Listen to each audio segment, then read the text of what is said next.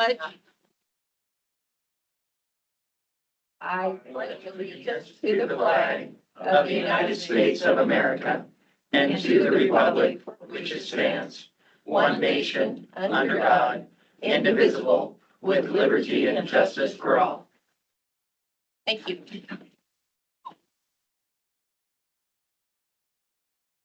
Right, you have the consent agenda in front of you, and from the agenda today, we're going to remove item 3E.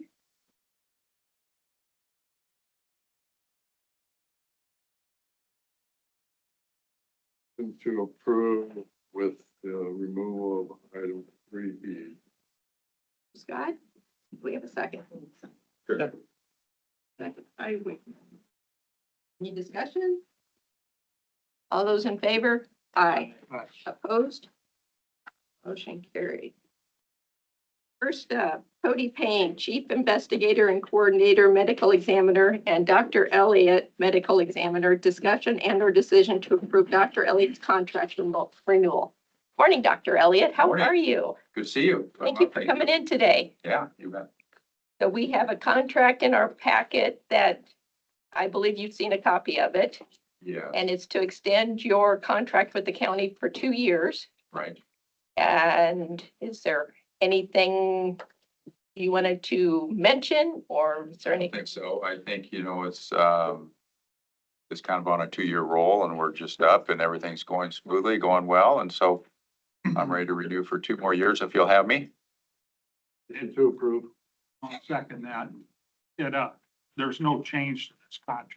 No, not unless you kind of want to up the salary. That's fine with me.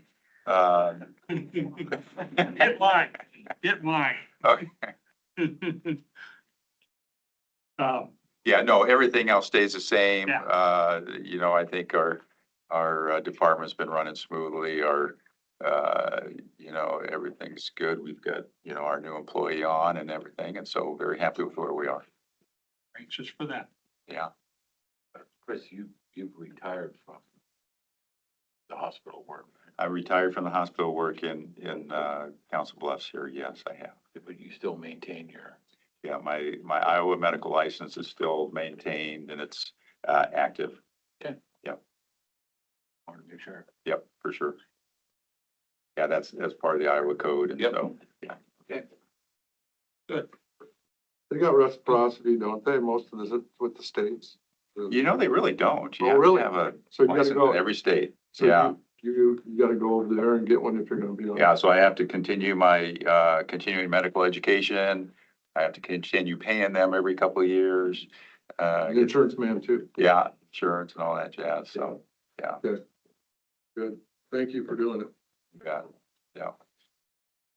I appreciate the job. It's been very enjoyable, been a great team to work with, and I So think you we've got come a long more way time during your in day? 2 years. Pardon me? You got more time in your day? Well, I'm out of clinical care, but I still have a full-time job. I'm chief medical officer for an insurance company in Nebraska now. And so I have a Nebraska license and an Iowa license. Good. Now you got 2 years to find your replacement. Right. Yeah. Yeah. So the plan is, things change, but I'm thinking that this may be my final 2 years. I wanted to get to my 20-year pen and pencil set. And after that, I'll find Got somebody. those? Yeah. And so hopefully we can find someone really good to replace me. They're over the $3 limit. Yeah, exactly. So, yeah, Thank you. you So bet. this will be 18 years? Yeah, 20. it'll be yeah, 20 since this year. 2006. Thank you. Yeah. Had no idea that I'd be here that long when I first signed up for this deal. And you're, so far, you're the first employee, we talked about salary, and I like your take on salaries. Yeah. Okay. Yeah, we've tried to put the improvements in our department. We've hired, a lot of investigators. We put our extra budget money into education for them and so forth. And we've got Alicia now to help out, or Felicia, I'm sorry, to help out Cody. And so I think that's a lot more important than what I got going on. So I think that's true. that's good. Right, we have a motion by Belt and a second by Shea to approve Dr. Elliott's contract renewal to expire in 2 years. All those in favor? But Aye. Opposed? Motion is carried. Thank you all. Thank you. Thank you. Cody, Yeah. really Jody, good to coming see you in, guys. everybody. Gonna finish, this month without too much more. Well, business, gonna finish this month without too much more business. You know, now that you say that, I sure hope so. Okay. We have had a run on autopsies going to the state. I that's saw for that. sure, yeah. So that goes up and down. I see the bills. Yeah, I bet you do, yeah. They're not getting cheaper either. All right, next on the agenda, we have recognition of Melvin Hauser's dedicated service.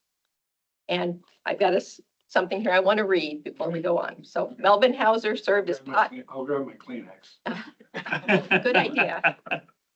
Melvin Hauser served as Pottawatomie County Supervisor from 2001 to 2017 and as County Auditor from 2018 to 2024. Since that, he has been actively engaged in ISAC and NACO and has gone above and beyond for both organizations for many years. He has served on the ISAC board since 2009, on the NACO board since 2013, and served as ISAC president in 2015. He's also served on the ICTS Advisory Committee, the Iowa State Association of County Auditors, the Iowa State Association of County Supervisors, Case Management, Mental Health and Disability Services. Everything I know about Thriving Families Alliance, I learned under his guidance as chairman of that organization. And he also served as 9 years on the Carson Macedonia School Board. At the federal level, Melvin Hauser has been a member of the Rural Action Caucus, the Membership Committee, the Arts and Culture Commission, the Finance, Pensions, and Intergovernmental Affairs Steering Committee, the Agriculture and Rural Affairs Steering Committee, and much more. In August 2022, Melvin received the prestigious statewide recognition and was named the recipient of the Iowa State Association of Counties Golden Eagle Award. The Golden Eagle is given to commend extraordinary public service to the organization and county government. The ISAC Board of Directors selected Hauser as the Golden Eagle, an honor that has been given annually since 2010 on the basis of service rendered to county government generally, including leadership in ISAC affiliated boards, service on state or national boards or commissions, service to the National Association of Counties, service to counties in training, education, and development of local leadership, advocating for counties and good local government, and providing exceptional professional assistance in support of counties. So we will turn to you for your rebuttal. Well, I wish I should have had you as my campaign manager. I want a copy of that because I forgot a lot about it all. What year, I was trying to reminisce last night with LaRue, and what year did we go to this? And what year, and I just should have kept a journal, I guess, but no, all of that stuff I did was ISAC, and NACO was fulfilling and fun. And I hope I contributed there, but I think the work that I did here is, for this county, is a lot more meaningful. And I've enjoyed all 24 years of it has been almost a blessing, I think, and not for the county, but for me. But just to be able to serve, I guess. And of course, you guys all know that, and all your department heads know that ability to serve is what's most fulfilling. And every other Friday morning at 12 a.m. when I get a paycheck, that's also fulfilling. So I've enjoyed it all. I think I've been kind of lucky the way I started out as a supervisor, that I got to know all of the department heads, John and Matt and Shoemaker, and working with Andrew and who else in the great staff. And so when I moved into the auditor's office, I had that advantage of still knowing everybody, where some auditors had not worked with the planning director or the engineer, or, wasn't familiar with everybody in the courthouse. So I guess I'm just lucky that I guess I can kind of tell you the story if anybody wants to hear it. When I received my Golden Eagle, I gave a speech, and I said, somehow things doors always open. Because in 2000, Uncle James called me and says, "Hey, you ought to run for a supervisor." Okay. I ran for supervisor. And then I'm sitting there at a ISAC and Bill Peterson says, I want you to go to CLI, County Leadership Institute. Scotty went several years later. And I said, why me? And he said, well, why not? So I went to there and I met a lot of people from around the country, and this lady from Minnesota, she's a commissioner up in Blue Earth County. And I twisted my arm and insisted that I go to NACO. So I started going to NACO, and Scotty was tagging along after. What? I couldn't believe it. First day, or after the first meeting, that Scotty got elected he took office in 2010. Yeah. And our first meeting, and we're standing out in the hall, and I said, Scotty, you want to go to NACO? What's that? Sure, I'll go. And right off the bat, he went. And so I don't know, every time the door opened, I said, sure, why not? And Carolyn Jody twisted my arm and got me in this chair, and it's just been a hoot ever since. Really enjoyed it. I really enjoyed it. So, another short story, went to a retirement party for Grant Veeder, who's Blackhawk County auditor. And there was another auditor there who, didn't make it through his general election. And he's being retired from his, but he is really upset. And he's not going to bring in his replacement to get him educated. He'll go in and he says he's had it, he's done. He won't help anybody out. And I says, aren't you worried about your office? He says, no, he's just leaving. So I'm gonna do my best. I'm gonna bring my replacement in a few more times and try to get educated and accustomed to what an auditor's supposed to be doing. And of course, I've been doing it for 8 years and still trying to figure out what's going on in an auditor's office. So anyway, thanks Susan for the introduction, and thanks for letting me speak for a little bit. Well, we do have a coin for What you. do you do? Hey, Melvin, did Grant retire then? Yeah. He did, awesome. The only reason he ran 4 years ago was because he wanted to go to NACO and ISAC. So he's done, huh? Was he burned out? Well, he'd been in the office since he got out of college almost. Oh, He'd been 32 years as an auditor, been in the office for 40 years. You know, That's gonna leave a big hole in the auditor's affiliate. Yeah. He was an icon there. and NACO. Yeah, or- NACO or the- too. Yeah, NACO deal too. this county will move on, Yeah, we'll move on. and hopefully we got people in place that care about what's going on. Yeah. And the hardest thing coming into office is remembering everybody's names. That's the hardest thing I've ever had to do. Oh, really? Yeah. I always thought we should have name tags. Melvin, I do want to thank you. Oh, yeah. Yeah, I do too. wanna Thanks for thank you- serving. I do want to thank you for your exemplary service to Potawatomi County. I've known you for quite a while, so I thank you. Well, I grew up here. This county every county is unique, but I think we're kind of abusing the privilege of our uniqueness, being such a very rural county, yet part of the largest metropolitan area in the state. Mhm. And I don't know, we're just fortunate here. Always have had good boards and good department heads, and nobody always disagrees. But what I always liked about this outfit, and I'd seen Scotty and Tommy go tooth and nail at board meetings, and then they decided to go figure out where they're gonna go golfing later. But, if there's a 3-2 vote, it's over, and you guys, we've always just moved on. We don't always agree, we don't always, it's not always a unanimous vote, but it's over and done, and we've always moved on. So nobody's held grudges. Every board I've worked with, regardless of whether I agreed with them or not, the county was at there were no personal agendas. It was always what's the best for the county. That's important. Yeah. Okay. Thank you, Melvin. Why don't you guys all stand? Any employees, elected officials that want to look at a photo? Well, we're doing a photo. Yes, we're doing a photo. That's why I had to wear a tie. Come on up. Lee? Andrew?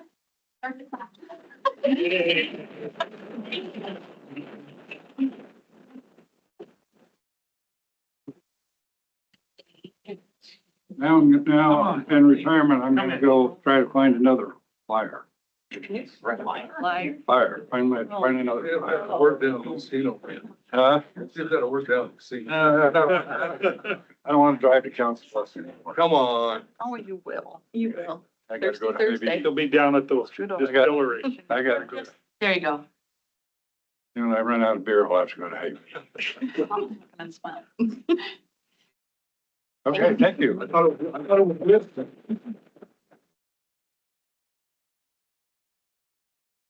You're gonna brew whiskey down there. Yeah, Well, they're doing that in vodka. person. They're distilling vodka too. Those are pretty good. Yes. No. No. Oh, really? Open that coin I and see did if not it's know. cracked. It's not. Fight it. It's not? Did you check? It's good. Oh, I didn't look at it when I pulled it out of the thing, Where did you drop it? but there was one that was cracked. The case was cracked. Oh. I'm not the only one that gets one of these. I can't get it open. I do not know. Thanks, I Susan. don't know why Yeah, they call it Brian. retirement. Huh? I don't know why they call it retirement. I don't know either.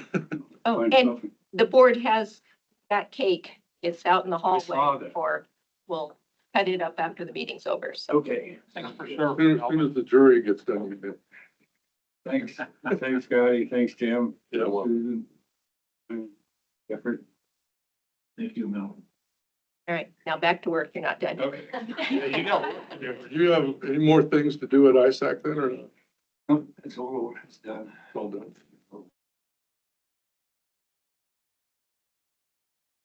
I've gone to an ISAC or a NACO thing. Melvin's a celebrity. Everybody wants to know where Melvin is. Everybody. It's in Washington DC and they want to know where Melvin was. Oh, really? Yeah, here you come. We had a lot of fun. Yeah, you need to keep that up. You guys are, good enough that you need to go and get involved in that. Okay, All right, moving on. John Rasmussen, engineer, and Brandon Burmeister, assistant engineer, discussion and or decision to award bid and execute contract for project L-WS 31-73 to 78 to GovCo Inc. in the amount of $198,250. So moved. second. This is the bid that we opened last week. $188,250. Was the low bid of 3. Yes, it was 27,000 under estimate and 40% under the next bids. All of the requirements of the bid were met. Yes. John, you don't have any, problems with this, no? The anticipated completion date is June 30, 2025. That's what we're aiming for. So we bought the materials. We just need to get the. So it really depended on winter, but we should be in pretty good shape by June. We have a motion by Shane, a second by Jorgensen to award the bid and execute the contract to GovCo Inc. in the amount of $198,250,000. All those in favor? Aye. Opposed? Motion carried. Thanks, John. I'll bring back the contract for your signature. All right, next up is Lucy Huff, Prevention Coordinator, and Carrie Eistrup, Stroke. Regional Director, Iowa State Extension and Outreach. Update on Speak Up, Be Safe program and to consider additional funding for a new program for youth ages 10 to 15. Morning, Lucy. Good morning. How are all of you? Good. Good. I think Mitch is going to pull this up here. Yeah, just give me 1 second.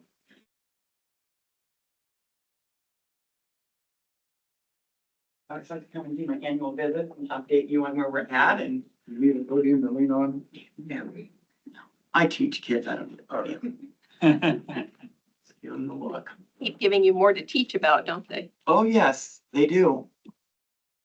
This new program they're looking at is. Lucy? Yes. I think it's just on that. Oh, you Yeah, should, just a minute. Mitchell. I know. Well, can we stand over by you then so I can That, see? that was the plan all along. Oh, I'm glad you showered this morning then. So, this is our annual visit to you to ask for our funds, and this year we're actually seeking more funds for a new program that Child Help has come up with. So this is last year's statistics. We were short of 5,000 by a very few kids there, 108 kids we were short. We visited 246 classrooms. We had 45 disclosures with 2 accepted. Doesn't sound like a lot, but those disclosures, a lot of times when they're called in, they are also, they get a case number. So if something comes in later on this child, they'll have a case number up at the DHS. And that's so important because sometimes it might be something little, and then as the years go on, it gets bigger, and they've got all this trail paperwork that can help if they end up getting a conviction of someone. So those 45, 2 were actually accepted, but the other ones are in a case file now, which is a good thing that we need to happen. I have 2 other facilitators besides myself, Teresa McBride, and she is got a master's degree in teaching. And she also does a lot of subbing in Council Bluffs and the surrounding areas. And then Angela Linehan Schoening, and she is a registered nurse and also does subbing in schools. So they both have experience in the schools. This is, I think, Teresa's 3rd year with me and Angela's 2nd year. So I feel very blessed to have both of them with me and trained so well. And there are those numbers by the year. In 22, 23, we did hit that 5,000 mark. Obviously 2021 was during COVID. This year we are on a pace to probably go over the top of that 5,000. Just because we have so many schools and we are so swamped, and it's a wonderful feeling to have that. But we are kind of growing there. The little dip there last year, but I'm still pretty happy with those numbers. This is the first year since I've taken this job that we've got every school in Council Bluffs, every rural school in all of Lewis Central doing our program, as well as St. Paul Lutheran PK, which is in Trainer. I've been working on St. Albert. That has not been going really well, but I'm not going to give up on that one. I need to meet with that counselor one-on-one. And I've also contacted Heartland Christian with no response from them. So I am pleased though with all those schools from Council Bluffs. I see I have Crescent, which should be off of there now, but we did get everybody in there this year. So what we really want to talk about more today is this online exploitation module that will launch in February of 2025.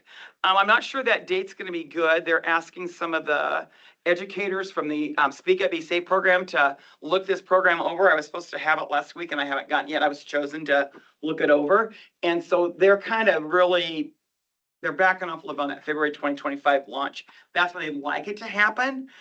We were going to be a pilot for them. And I think as time goes, I'm just going to throw it out there and see what happens. I'm going to pilot a school here in our area. And then what I do once I pilot that, I have those teachers come back to me and say, this is what we did like, this is what we did flowed right, this is what we liked, and all the supplemental materials you hand out. And that gives us a chance to go back to Child Help and say, these are things they'd like to see tweaked. And they're a great company to work with. They're very open to the ideas that we come up with. They are in partnership with Meta, which is a huge company, and that is now going to allow them to offer the program to us without charge. Right now we get charged per student for Speak Up, Be Safe. This one will not be, but we'll still have costs of a facilitator. And then we'll also have materials to print too. So there will be some. This is designed for middle school. They have it 10 through 15. 10 to me is a 5th grader. I'm not sure, and I've told them that.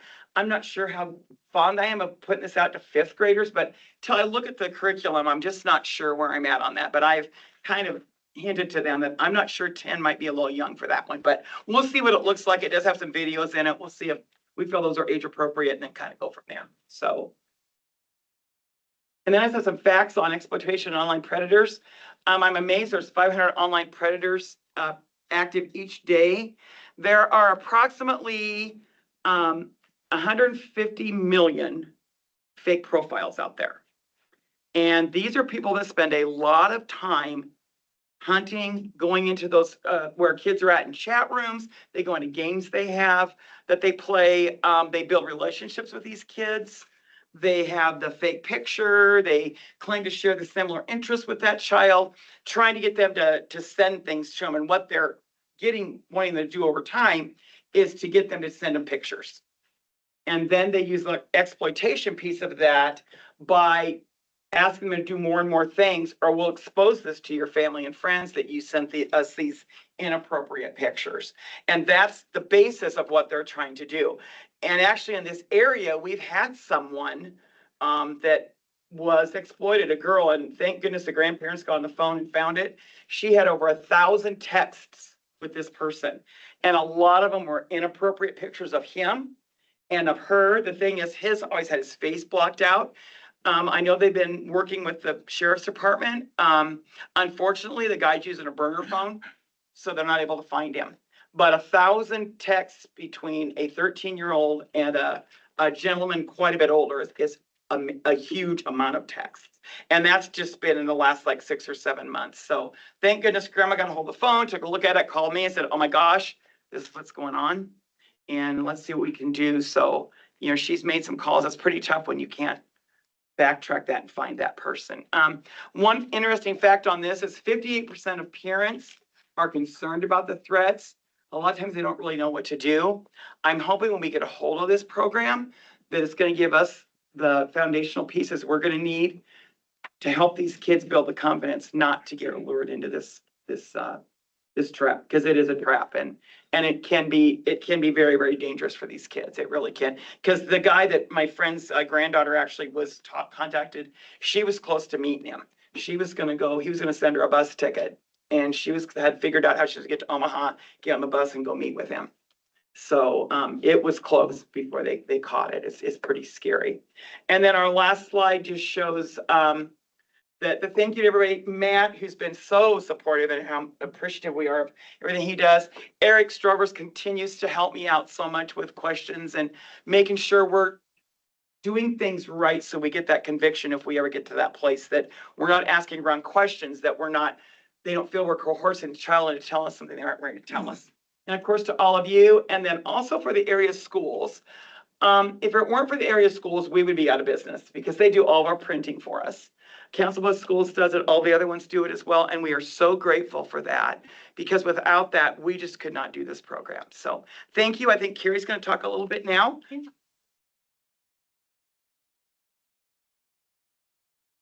It's just the request. Sure.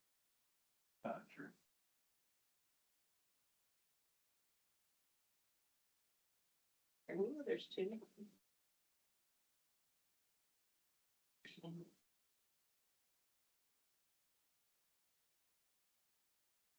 So you have the request in front of you, and as you read that, I'll just draw attention. When I see your eyes up, I'll just want to review the last paragraph in particular with you.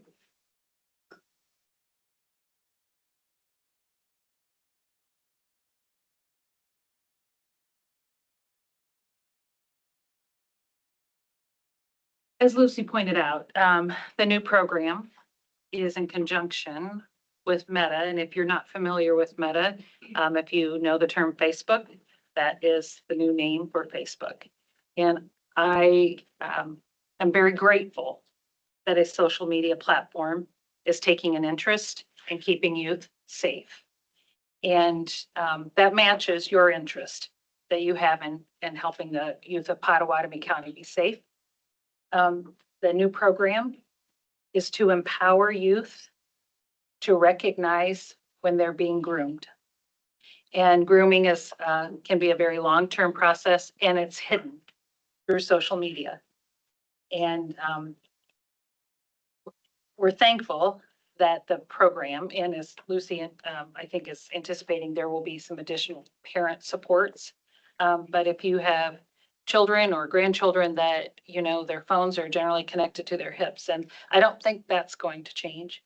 And as they become adults, teaching them skills, giving them knowledge, giving them skills and tools to empower them to recognize that they might be a target of someone who's grooming them, whether through social media or through contact with them in person, is really a gift. And so we're asking for you to consider funding that additional, two things: to continue to support the elementary program of subs. In the last 3 fiscal years, you provided has provided $15,000 a year for that program. The cost of that that program alone is approximately $75,000.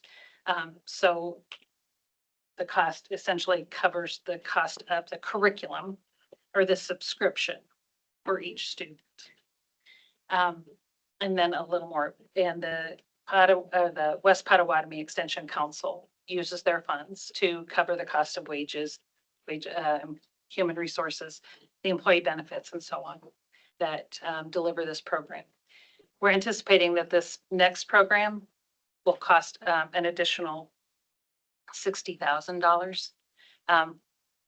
Initially, that program is free, meaning the per pupil cost is free. Though we're going to have to increase the time that we spend in schools. And so that's human time.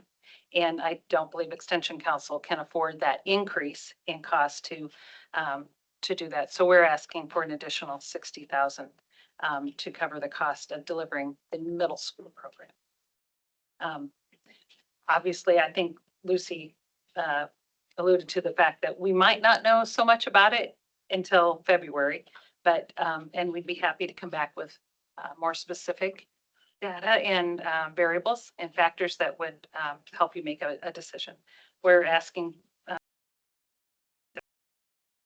the current funding of the elementary program.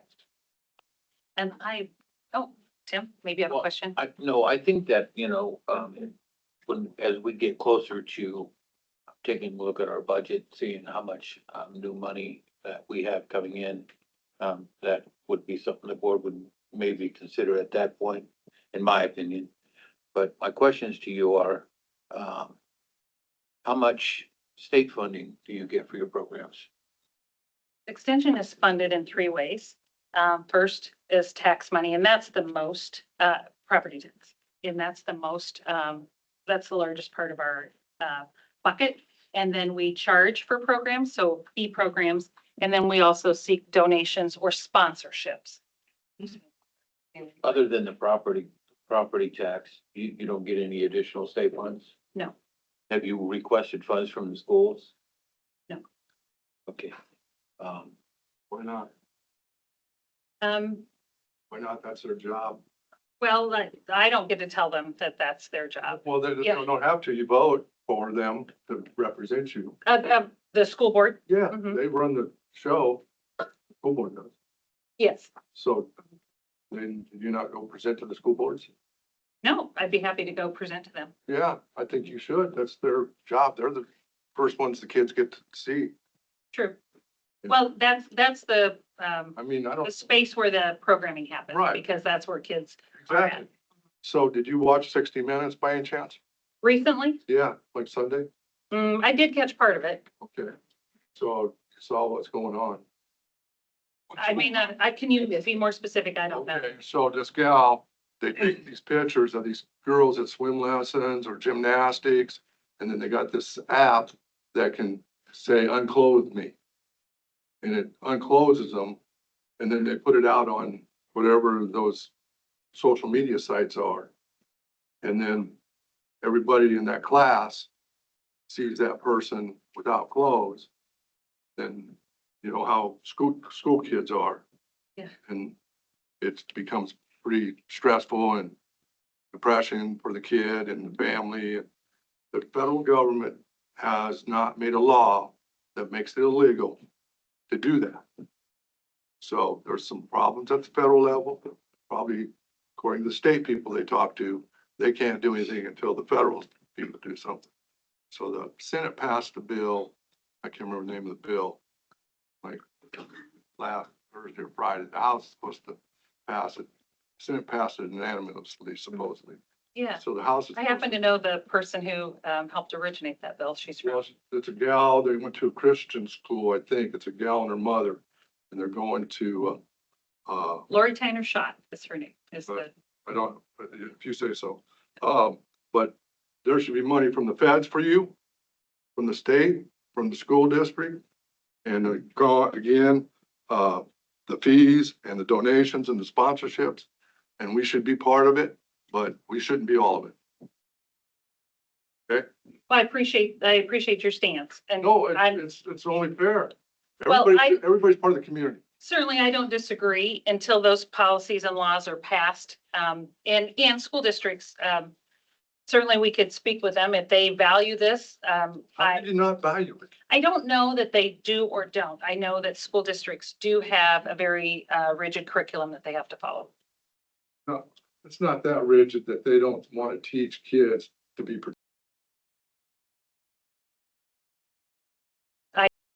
School districts. I know, I can't either. The school boards need to speak.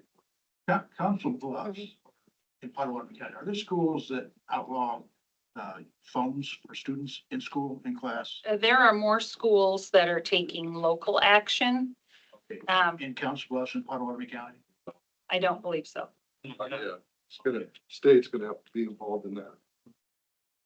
But, you know, I'm gonna say there's a lot of players in this, and certainly you need support. I think there's a lot of groups and organizations that'd be willing to support this effort myself. And I agree that it shouldn't, fall on us totally, but I think the more players you get involved, I think the more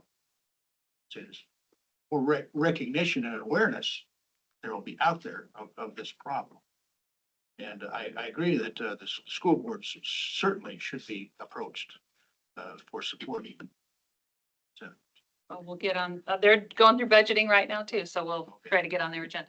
I appreciate your passion for this. Thank Lucy, you. I've been to a couple things with you and you have a passion for this. And it makes me feel good what you're doing. We're getting cut back by the state every year and we don't know what they're gonna do this year. And I agree with these guys. Come back to us and see where we're at, see where the other players are and what their contribution is. And I'm with Scott. I think we should be involved. Just how much our hands are really tied on money right now. And, not fun. I appreciate that. It's all these people's responsibility to educate our kids. I mean, I don't have, I mean, I got kids, don't get me wrong, but the ones I'm more worried about are the grandkids. Cause they're Yeah. they're attracted to that phone like, at like 2 or 3 years old, Mhm. you know, and then as they get older, they're more attracted to them and their pads and whatever. I don't have to raise them. Their mom and dads have to raise them. If I give my comments, I usually get pretty well shut down. Your kid shouldn't be on that pad, your kid needs to get outside. So this problem is not just a county problem. This is all these governments' problem. And they all should be on board with a program like this. And if it's certified and approved by the Department of Education or whoever, then they all should be contributing to this, to get this into treatment. I And will those say, kids, Scott, the younger, the better they get to them, the better off they're gonna be. yeah, we hit pre-K, that's where we start. No, I understand. I will say though, just like your money's cut, so is all school budget money's cut too. Well, yeah, A lot of them are like right on that edge of, trying to keep their unionized people happy and keep those salaries yeah, but how increasing. important is it for the kids? They're there for the kids, not themselves. Absolutely. I've They been gotta on get the their school board focus back. before, and I will tell you, with no disrespect, Matt, it's about the teacher. And I've been in negotiations with them, and it's not about the kids' education, it's about how much of that pie do I get for me? It's not about what we do for these kids, it's about my cut of that pie for my pocket. And I've been there and lived it 9 years. I taught school, so Yeah. I know good and It's well. difficult. It wasn't this problem when I was teaching, Right. but this problem is rows. And if they can't see it, then they got a problem. I can't imagine, there's very many people on the school boards in Pot County that aren't very attached to this and have a story that they can attach to this problem. You're absolutely correct. It's everywhere. I want to thank you for your guidance. And I also ask perhaps for a letter of support Yeah, and reaching out to some others that might be interested. That you're right. It is a concern that we should all consider and figure out how we can all take a part in it. And I very much appreciate you giving me some direction to other spokes in that wheel. And then and thank you for your support so far. yeah. I would be very interested in the curriculum. It's like, how are you going to talk to these middle school kids in a way that they will actually listen to you. Because they have to see value in what they're doing, and to get another lecture is not gonna be something they're gonna participate in. And you're gonna be wasting your time. And it would just be really interesting to see how the curriculum is going to speak to them, so they will pay attention to it. And that's what I'm really anxiously waiting for. I think till they get that to me, I can actually look at it. Unfortunately, they're not gonna send, there are videos that they're gonna be showing with it that I'm not gonna have privy to. I mean, they've already told us that, or the materials. I'm gonna see what my piece of that teaching piece of that is, the scripting of it. It's all scripted. So I'll be seeing that right now. I haven't talked to this, her name is Susanna. I have not spoke to her about when we get to see the videos or when we get to see the actual materials. And so until I see that, I can't make a comment on that. But I agree with you. It's hard right now to reach fifth graders sometimes. Fourth graders, yes. It's gotta be offered up to the parents or the responsible, entity that if it's not the parents, whoever the kids are being, watched over by, the grandparents or whatever, the information's gotta get to them also. Cause we all have to work on those kids to get them focused. It's not just, parent or one parent or two parents, it's a community basically.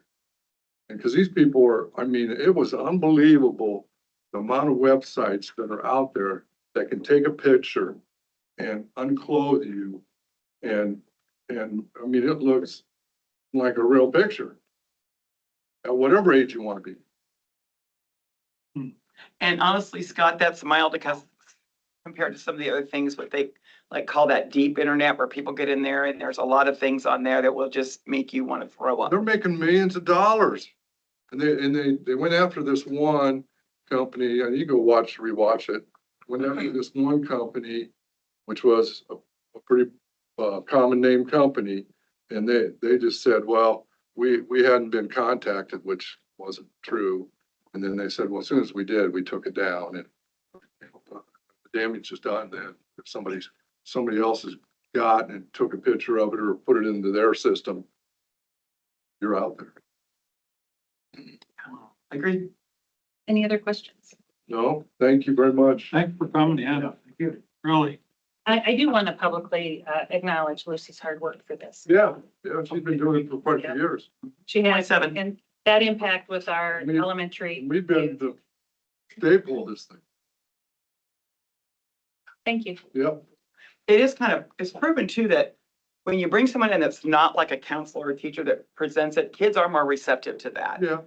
They're not always receptive to say to their teacher, my uncle put his hands on my pants. But they're more receptive to us because we've been trained that they'll actually talk about that this is what happened and this, and then we take that and we file that and we do all the proper steps that need to be taken. But there is proof that it is more effective for the kids if it's someone that doesn't know them that actually does it, because schools know too much about the kids each individually. And a lot of these schools, I'll see them 4 or 5 years in a row, but I remember face, I remember name. I don't know about their parent. I don't know about their family life, and that's just almost a safety thing for them that she doesn't know what's going on in my house, but I can tell her this and she's going to help me get to where I need to be safe. So. Was it a lot of work to be able to get into these schools, to talk, to deliver your program? I mean, and you mentioned one, St. Albert's. I can't imagine in a school not wanting this to be presented in their school. That's just me. But I mean, was there a lot of work, and do you still have a lot of work to stay in these schools? I do. You have opposition? I don't know so much opposition. I think some of them get an idea in their head of what it is. Especially our old program that we had, and we had some things happen that really turned some schools off before I actually took this over. I was 17 years teaching this at Girls Incorporated in Omaha. And over there, the schools used drug-free money to pay for it, and that's how we were paid, plus supplemental money from Girls Inc. Well, then drug-free money went away. We went away 2 years later. Schools said they couldn't afford to have us in there. Let the counselors teach it. And I saw counselor friends there that say, not nearly as effective. And that's kind of what you get. I feel we're going to get from a lot of school boards is let our people do it. Even though they're inundated, you're looking at your schools in Council Bluffs. the ratio of kid to counselor should be 1 to 250. For every one counselor, there should be 250 kids. Wow. Yeah, and at Lewis Central, I know at their middle school, there's 860 kids and there's 2 counselors. At their primary school, there are over 400 and there's 1 counselor. At Underwood, there's over 500 and there's 1 counselor. So schools don't really look at that. To me, they don't look at it as a priority. And because we offer it without charge, because we're through extension, they let us come in and do it. I see them saying, these people will add it to their plate of problems. And, that's not them meeting with kids privately, meeting with parents, meeting with, there's so many other factors there. And I might be wrong. I have a feeling that's what I'm gonna get. I mean, I'll talk to Tim Hamilton, who's the Director of Student Services, and I'll go in and talk with him or call him and get a feel from him what he's thinking, but that's what I see it being. They should have, there should be like a police officer or detective and then somebody from the deputies department and go through those people that have to investigate those cases and tell them people, here's what's going on and here's what we got to do to try to stop this. And if they can't see that as value, I guess there's not much I can do for them. But their school boards, maybe you got to bring those people to their school board meetings and tell them so they can get it back to the administrator that's making those decisions. Because this isn't going away. I can tell you that right now. It is not. No, it's not.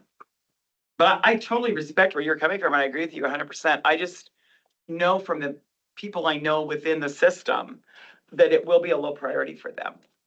It's not going to be one of these days. No, They're going to wait for a landslide. That's going to be too late almost. you're exactly right.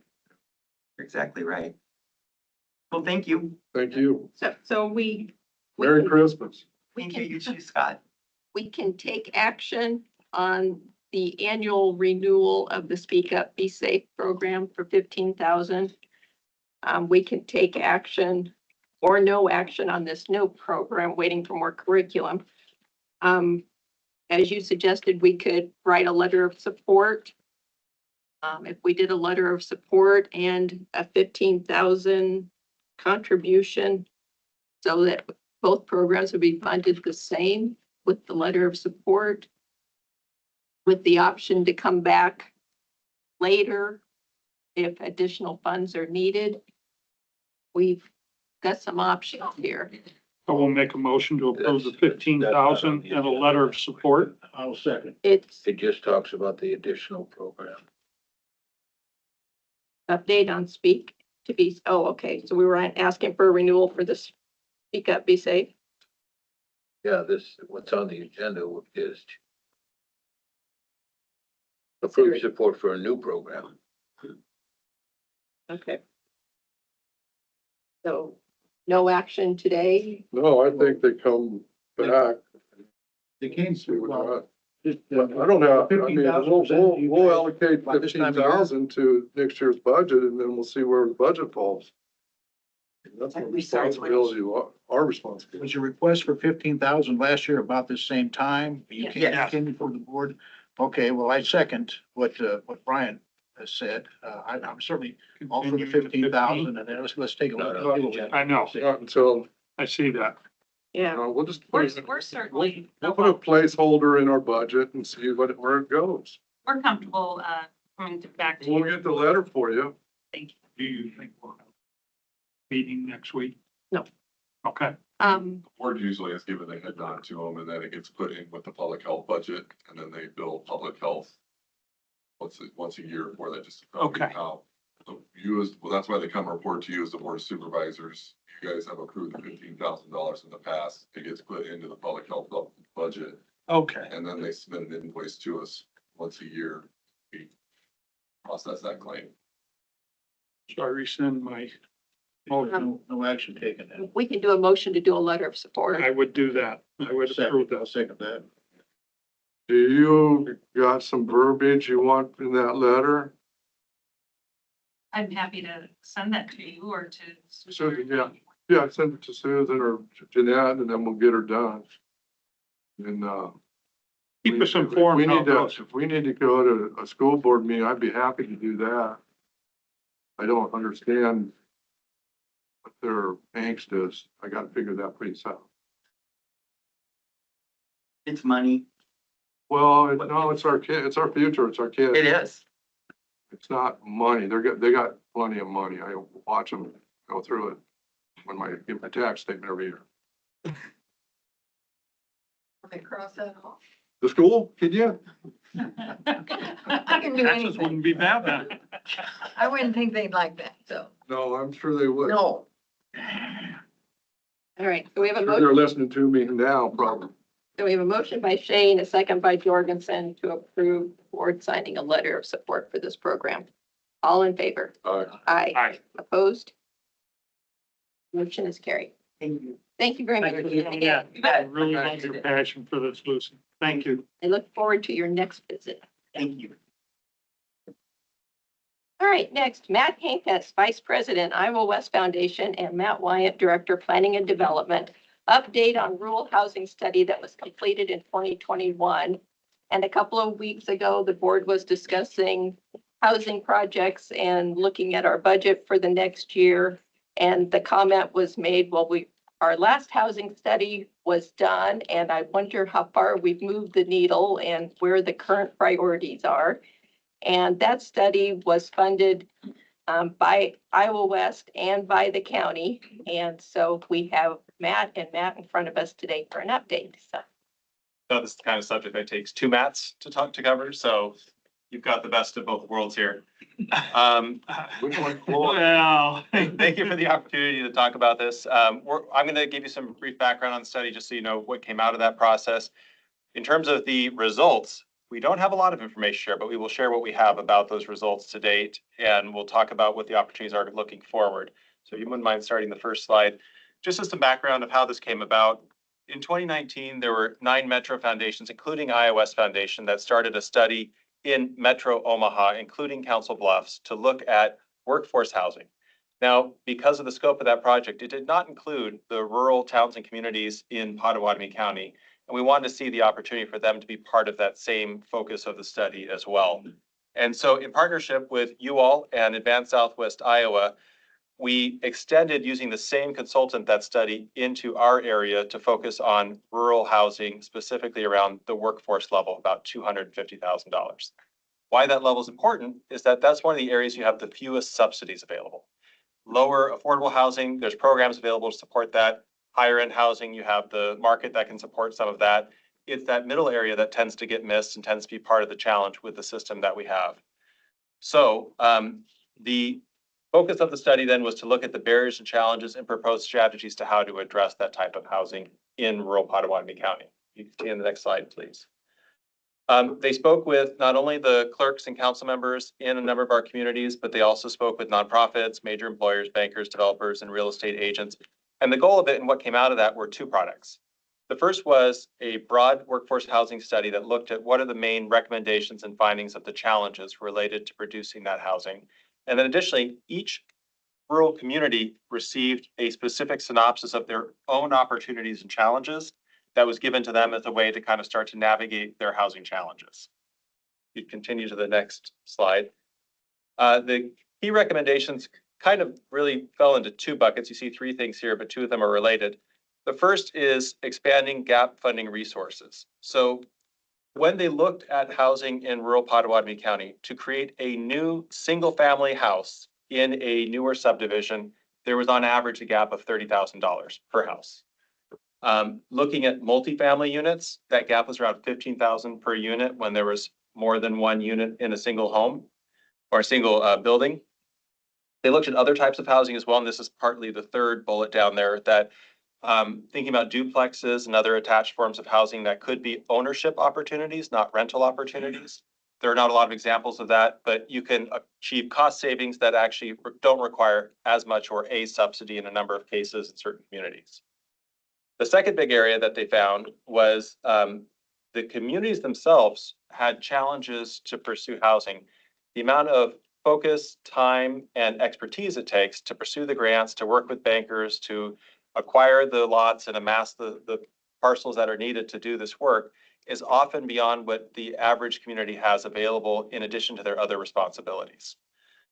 They needed the support, and one of the models that was identified, which we'll talk about on the next slide, is looking at the model that the city of Oakland had with their industrial foundation and the housing they were doing as a good model for doing some of that work. And of course, fundraising, accessing the grant support from not just organizations like Iowa West Foundation, but the state and federal opportunities is a real uphill climb if you don't have a history of doing that.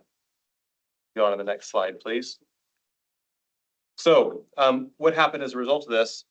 We used the city's program forum that Iowa West Foundation's been supporting and you all have been a partner with to bring the study back to the rural communities and to share the findings and start a conversation about what was possible. Now, we identified that there are local opportunities and that it was ultimately going to be up to the communities to figure out what path they wanted to take forward. We identified the city of Oakland's example of the industrial foundation, and they went on then to ask Iowa West Foundation for assistance in a large acquisition of former farmland that they're going to be constructing a subdivision on. Iowa West Foundation provided a loan for that. Another example, Advanced Southwest Iowa worked with Crescent and Minden, and they filed their paperwork to create their own industrial foundations. Work hasn't been started yet. The incorporation 501c3 paperwork has not been approved yet, but it's in process and has all been submitted. Matt? Yeah. Where is the Oakland project scheduled to go to? The timeline for that, I don't know. Yeah, timeline, we're approximately in the town there. Oh, that I do not know off the top Is of my that the head. one north of the golf course? It Yeah. is. I think that is, yes. Yes. Between there and Oakland.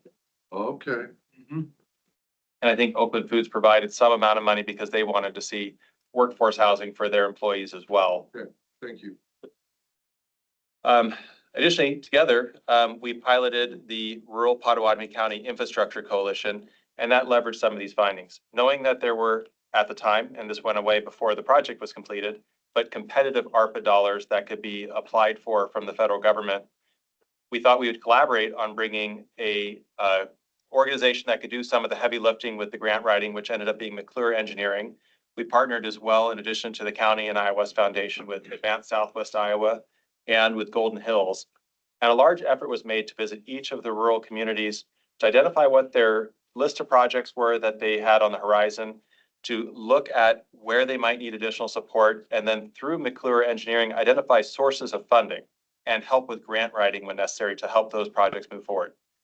You all approved a certain amount of funding to go to some of these projects. We matched those dollars for those projects, and that is now nearing the end of its period of time for the work with those initial projects, but it also spun off. And Iowa West Foundation and the county have partnered on the city's program for 15 plus years, but it had become a bit stale as a program. We'd seen fewer and fewer requests for smaller and smaller amounts of money. The larger needs of the communities weren't being met by the program any longer. And so working with Advanced Southwest Iowa and using this Rural Potawatomi County Infrastructure Coalition as an example, we expanded that program to continue to work with McClure for the time being, but we're going to go out regularly to look at who's the best organization to work with to provide that support to accessing funds in an ongoing way. We had the first round of those. I think Brenda came and presented on some of the projects that we funded in this last round. And that was the first group of those vibrant rural community programs that came through. Many of them are not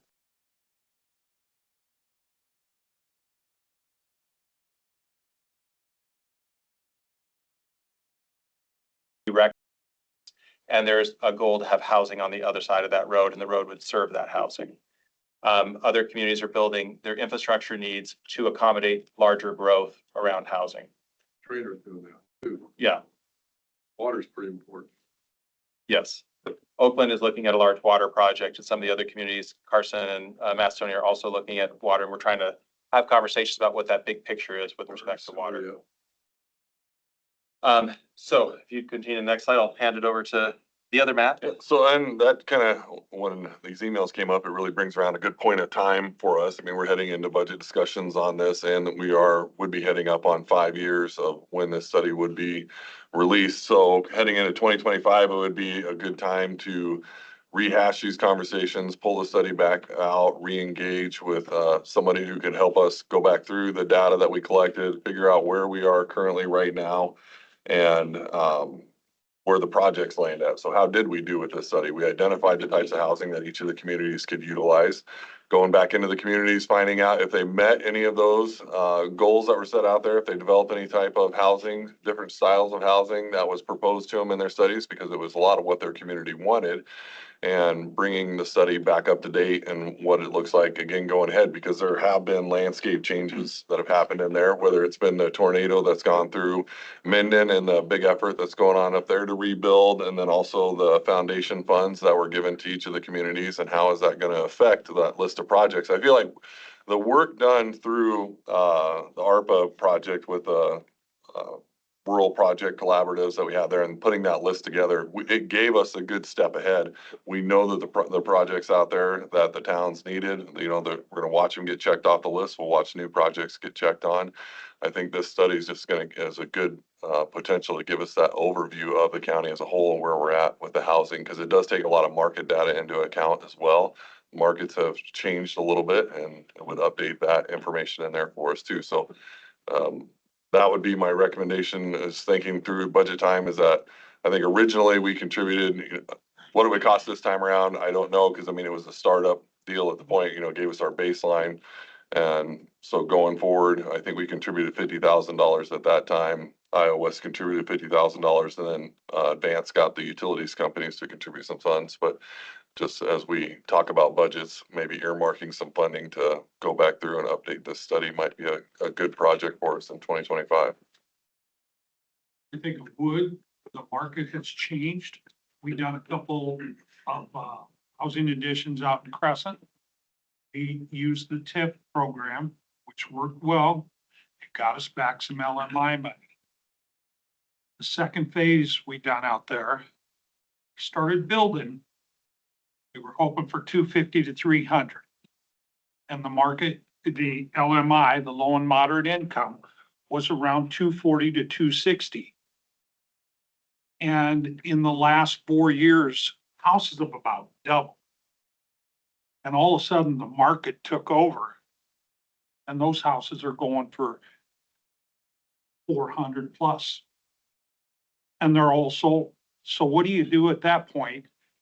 I guess my question is, with the, I see this as a gap funding deal. That's where we can help younger, lower income people, rather than trying to meet a low and moderate income house, which is almost virtually, I don't want to say impossible, but it's not. Heck, we see it all over, you know, they go in to build a lower and cheaper house. And then by the time they're done, it's not there. A 2x4 went crazy. Plywood went crazy. Everything went nuts. Hopefully we're seeing it come back down right now. And I'm anxious for Crescent to finish up with their industrial foundation. We need more growth in these little towns. And Potawatomi County is growing in all of our little towns. And like I think Scott said, our infrastructure, the water and sewer, that is so crucial to any of these. So hopefully this market comes back down to a realistic number rather than being completely out of control. We started out with good intentions, but the market took over. I just always scratch my head about that. We wanted market or low and moderate income. It became market housing, which they're sold. So what's that tell you? We just ain't building enough. A question, it's been some time ago, I bet maybe back in the 2010, my wife's office moved out west of Omaha. She's working in Omaha. And the driving back and forth and stuff, we thought, well, maybe we'd look for a place, a residence in Omaha. We started looking around. There was a development that was on the north side of Omaha. And that particular development, two-story house, I mean, they were nice, appealing, visually appealing houses. Two-story, they all had a garage. Some of them had two-car garage, but no basements. But what it was a lease, or I'm sorry, a lease with a rent to own. You could rent it for a certain period of time, and then you had the option to buy the thing. you know, of course, there's companies out there doing that for a lot of items these days. Is there anything like that in, you know, in this, in Potawatomi County today for any developments, for housing? At least to own, is that an option that's? Not that I've heard of. Okay, is that something that could be looked, I mean, because, you know, like you say, property values, my house, the property value of my house has went through the roof. You know, I'm looking to sell to take advantage of the, of the real estate market as it is right now. So, but something that might be, at least said, Matt, we might be looking at that as an option. I got two things that I'm thinking about. And they're more about the makeups of our demographics. You got a lot of the elderly people wanting to move into town, but they still want to be, I guess, responsible for themselves. So that type of thing needs to be probably, you know, a flat, one-store house or, whatever you want to say, townhouses or whatever, so that they really, I'm at that point where I don't care to ever see a step again, but yeah, it's what it is. And then you got the younger kids that seem to be almost, I don't know if my numbers accurate, probably 40%, maybe 50% that don't want to own a house. They prefer to rent and live in apartments, and they don't care if it's third floor, second floor, whatever floor they're on. They got other activities they want to do. They don't want to mow the grass. They don't want to do the snow. They don't want to really take care of the furnace. And hell, I don't even know if they want to dry their clothes, but we got that group of people too. So that market gets to be pretty slim that wants to own the house. You know, that's, and it's not easy to own a house. And if you don't know the responsibilities of owning a house, besides paying the mortgage and the light bills and the taxes, I mean, there's a lot. You know, you need to clean the gutters. If you don't have the gutter guards, you need to, you know, paint, you need to do this, you need to do that, windows. I mean, it's just a lot of work to own a house. And some of them, I don't know, it just seems like some of these kids just don't, and I guess I don't blame them. If I probably had my choice all over again, I mean, I might not be a house owner either, but a little late now. I think you convinced me too. Well, I mean, it's just, I mean, you look at the amount, if you look at what they're doing in this area, this metro area, I mean, I gotta probably use my hands and feet on apartment projects that are going on in this area between Council Bluffs and I probably don't even have to go north or west of 72nd Street. And the amount of units that are gonna come up in the next 3 to 5 years is gonna be, I mean, it's almost incomprehensible where all these people are gonna come and live in these units. I mean, they got one on Valley View, you know, that's probably gonna be open first of the year. And they're building that one down on Second Avenue or First Avenue down there in the West End, and it's gonna be open probably sometime next year. South Omaha Bridge Road, Oh, yeah. that one's coming. I just saw the recent, it was technically lagged by a year, but the recent information for the vacancy rate for Council Bluffs, and it's still below 1% for ownership and below 2% for multifamily rental. So everything's needed. And at least on the rent to own question, to my knowledge, I don't think there's anything that would prohibit it. I do know some of the organizations that do that in Eastern Omaha have tried to look at Council Bluffs, and they rely on Nebraska state incentives that just don't cross the river. And so they couldn't make it work here. But somebody who knows the Iowa incentives might be able to make it work if they were looking at it. So yeah, it's the need is across the board and in every part of the community. Well, kind of the issue with the Jeffs thing, so, what was it was it the 90s when the real estate market crashed? Which time? 2008. 2008, okay. Right. But so when that happened, yeah, I became a receiver for, I don't know, 5 or 6 banks that are here in the market. And people, you just can't imagine. And these were some real nice houses and ones maybe not so nice. And but they had no care for that house once they knew they weren't going to end up keeping it. And so someone's going to go in and spend X, fix it back up, get it, and someone is usually the bank, or they write it off and peddle it, and someone else goes in and tries, becomes a rental and that type of thing. So it's, hopefully we don't go down that road again, but, those are the things that we're dealing with. So I'm appreciative of you guys being partners in this thing, but I think we're a long ways. We got a lot of work to do in this area, but I don't know if we can accomplish it all in my time or not. But God bless you for giving it a shot. I do think the needle is moving. I do think that, well, Carson had some infill houses that NeighborWorks put in that sold right away. Macedonia built 5 new homes last year. There's 2 going up in Hancock right now. I mean, there are houses being built in all of the communities. This question is from Matt. Uh, Matt, I'm not gonna say I disagree with you, but, I don't know that if we, It must be this much. Yeah, I was gonna say. well, I'm looking at you for this. Oh, okay. I don't know that if we, spent more money on a study would tell us anything different than this one. I think the best thing for us to do is identify some projects that we can participate in that would,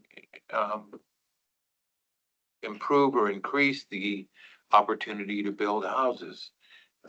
You know, next month, we have, 712 and the Homeworks, NeighborWorks. We have NeighborWorks and 712 coming in, along with, Housing Authority. yeah, taking a look at, some of the low to moderate income money that, we can provide to, address some of those needs. Board's already identified, the possibility of a, improving a road for the development of what, 12 lots, whatever that is, Carson. Yeah. It's 12. So, you know, I think that, you know, we're ready to help out and move on and try to increase our tax base.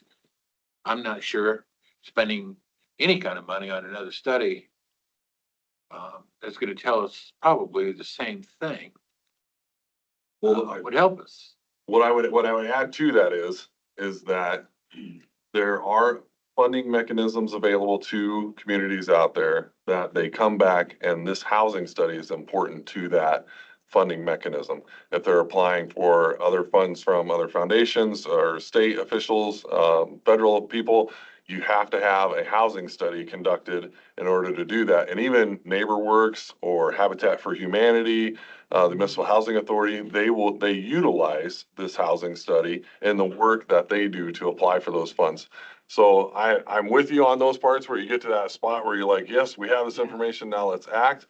But you don't ever want to take for granted the written portion of it, because then that keeps you eligible for those streams. Real simple then, Matt. Change the dates. You know, I'll do that for you for $5,000. Who was the people that did the study? Development Solutions. Development Solutions, they still around? They're a national entity. They're around, yeah. So to update it, would be a similar number, or is, I don't have a clear idea on that. To Matt's earlier point, there's a lot of extra work it takes to do the initial study, but I don't know how much of a savings that accomplishes in a Well, refresh. that, I mean, the initial study it really is baseline.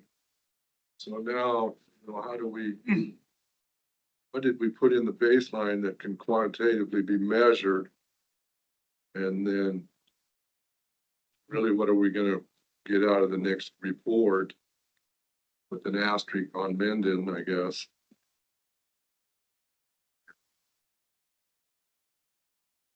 And I think there's quite a bit of activity in Underwood and Avoca too. I see, Enola, Trainer, Crescent, yeah. they're, and I believe Avoca's still marching on. So do do those communities have, I should know this, but I don't, do they have building permit, situations? Some of them do, not all. Not all of the communities do. So how do we do that number? How do we get those numbers from those communities? I think Through they those have- conversations with the city clerks and the Our council company or- and the council members. As we're, So can you get that, or how do we do that? for a Give them to you. for a refresh, I mean, that would be, Yeah, I got like from whatever, 2001 till whatever you want to say, the end of 2024, how many new power hookups or whatever it was in out of Council Bluffs. So we have the rural number and then the community numbers, were issued. If we don't have, we have permits for all of our stuff, right? right, So we know what that one is. Not all small towns have them though. No, that's not. They have a permit system, but they don't have an inspection system, correct? correct. Yeah, I think there's Well, you just said they did. one or two of them out. Not, I don't believe all of them have permitting systems. There's Underwood that does permits and inspections. I think that Avoca might be signed on with SWIPCO to do those, because SWIPCO is making a big push to get into these small towns to do building permits and inspections with all of them. And I think they're trying to get more communities to do that. I know Carson has a permitting system that they do where they permit new structures and things out there, but there's not necessarily an inspection that goes along with it. I don't need the So- inspections. I just need to know how many new units were put out in these last 4 years. Mhm. What's the best way to get that number City and clerk create is- another baseline? So that when whoever's sitting here in 4 more years, we know that where it's moved, like Susan said, the needle, where it's moved. Right, so that would be going back Is through it the power interview company? Is it, process. what's that? Be going back through those interview processes with the city clerks and It'll be a big deal. pulling the assessor's data, those things. Just don't think it's that big a deal. I mean, unless it's a huge number that we're missing. Well, Yeah. the problem that I would see, like if you tried to go to the power company and say, can you show me all of the new power hookups that went on there? Somebody might have put a separate service on a garage and that wouldn't necessarily be. You know that, you can cross-reference that with the assessor. You could, GIS, I mean, we fly the county, right? Sure enough to do that. We need to get, I mean, and I'm not opposed to I don't know that we need to do a complete study. We just need to make sure we got a baseline and we can measure it. Wanted to point out North Omaha. When we were young, it was pretty brutal. And then all of a sudden, they started putting in housing over there. And I kept thinking, what are they doing? They give them if you lived here 5 years, they'd give you a $20,000 forgivable loan. That, of course, the market's changed since then. Council Bluffs says that. Do they? Yeah. Okay, well, You gotta I've You have to- witnessed them You have to qualify. change that whole area with new housing, and they've created neighborhoods. And people have a market value home now that they've stayed in 5 or 10 years. And we're not subsidizing a little cracker box where we move into a little cracker box. They've got a nice home there but they've lived there so long and taken care of it. Because that's one of the requests for them to keep it up. I like that program. And I really think that it changed my mind, because at first I thought, well, here I am slugging it out but that area has changed a lot. And I'm totally impressed by it. So, we talk about subsidizing and all this stuff. But if we put it back on the homeowner, you know, you can get this. And then to witness people change their lives by buying a home and change a neighborhood, that to me is huge. And I think that's the direction we need to look at in a way. Hey, that's my 2 cents. That's often done through down payment assistance when it's a ownership approach. And the amount, at least in the Council Bluffs context of down payment assistance, has been edging up quite dramatically as the building costs are going up to make it possible to get someone in at a rate they can afford. So it's not a bad tool in any now, knowing what level to price it at is also important, and that is Sure. something that can come out of a study like this. The numbers we have are really kind of pre-COVID numbers from the original study in terms Yeah. of the gap amount of money. Matt, this is one other question I have. And maybe I'm asking it wrong, but once that money's put in and there's some monies coming back, you know, the LMI money.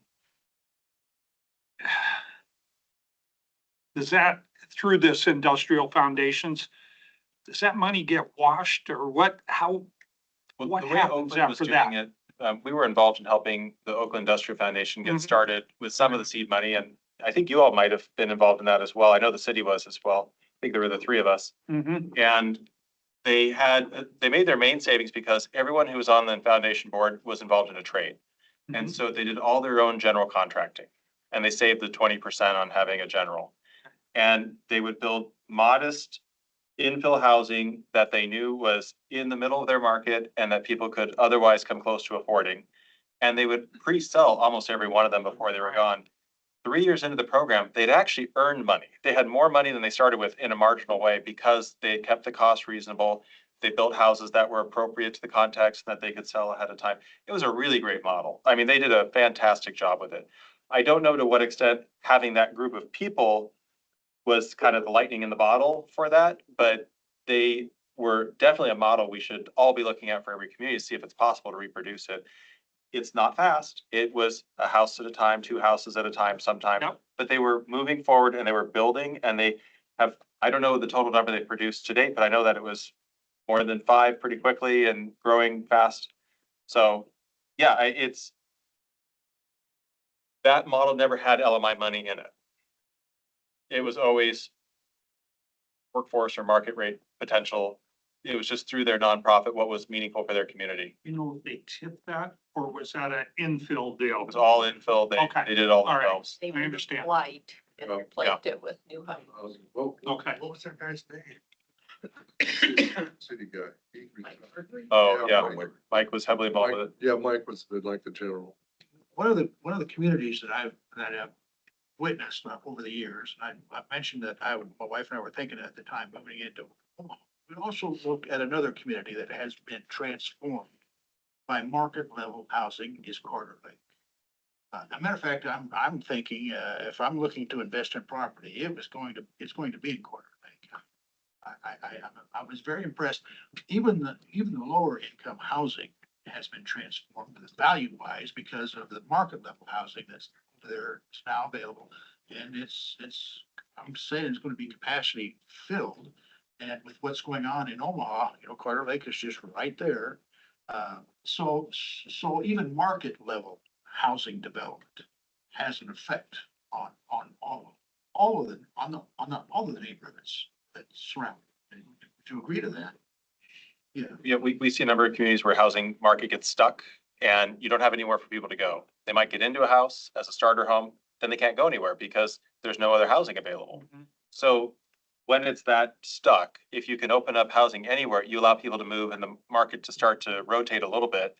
And so if you open up housing at the top in some of those cases, people can move into that and free up lower cost housing and have other people move in who are going to be fresh owners. I have one more question. What kind of money would this additional study be? Any idea? I don't have any idea right now. Okay.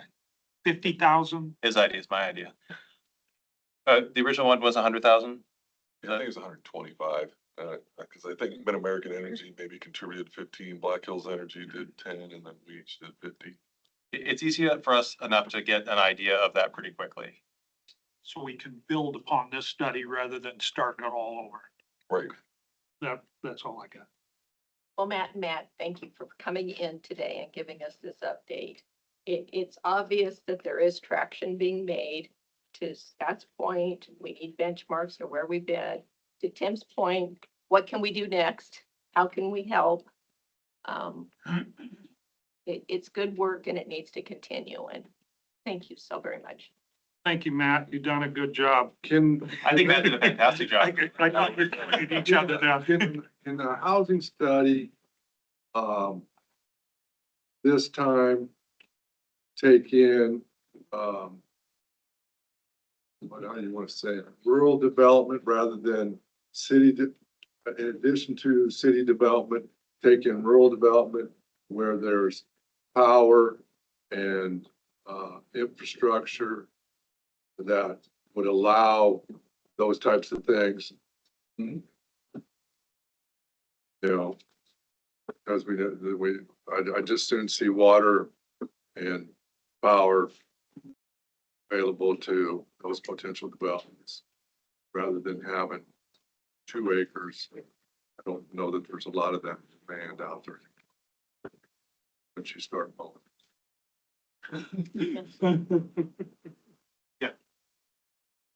Well, Brenda, thank you for coming in too. Did you want to say anything? It was a good discussion.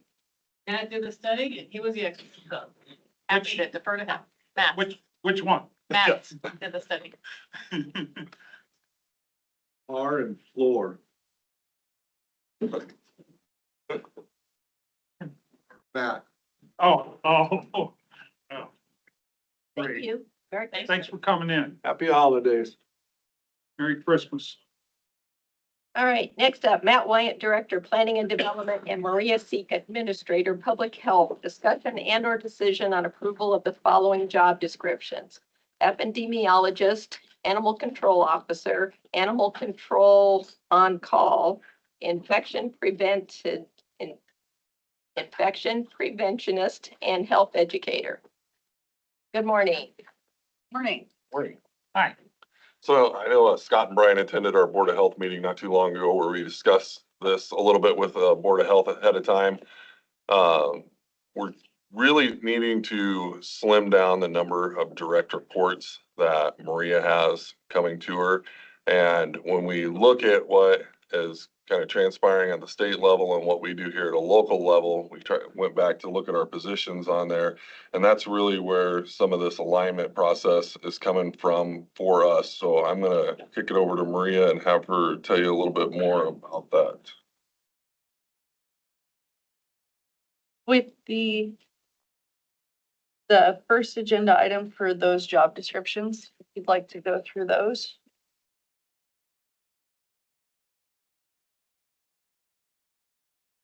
What we did with the epidemiology section of our organizational chart is we took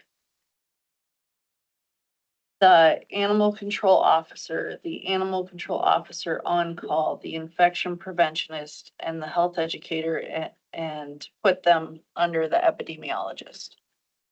And so the first job description that I have on that list to bring to you is the epidemiologist. Why did you put them under there? Just to consolidate?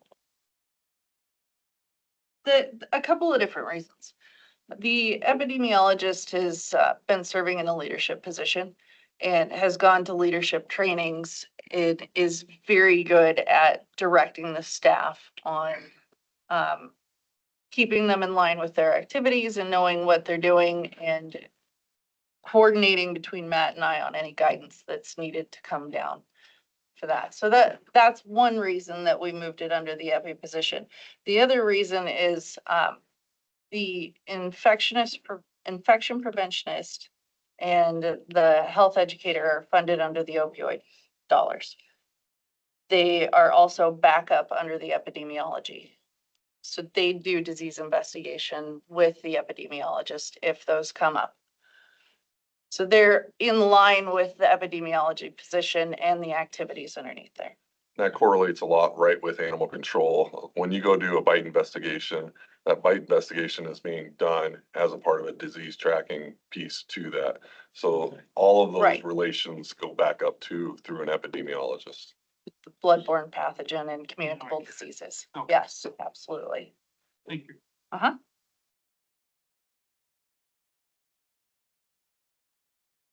So first position that I'm bringing to you is the epidemiologist position, and the changes to that one include leadership and supervision of those positions that we mentioned. Would you like me to go between the two different job descriptions? No, they were provided in our packet. Very good. I had a chance to review them. Okay. It's I guess the additional changes to that position to bring it up to that leadership piece would just to assist with the supervision of the activities for those other positions. Give them direction on how they're going to perform their activities and then coordinate investigation activities within the department. I did add a couple additional things in here that are redlined, but it would also be just to kind of bring the county coordination as a whole. So to coordinate with county inspections positions, the county inspectors, if they find any environmental health pieces.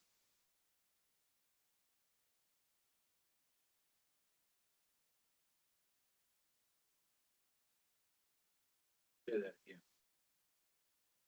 So the county inspectors have the environmental health inspections within them. And I wanted to make sure that that was tied to the epidemiologist position. We would work together anyway, but I wanted to tie those two together in case there is an environmental health issue that needs to be coordinated with the epidemiology staff. They don't report to them. Absolutely not, They, just coordination. right, they do work together. If there's let's say that there's an issue at a hotel swimming pool and we need to do some tracking through there. So Yep.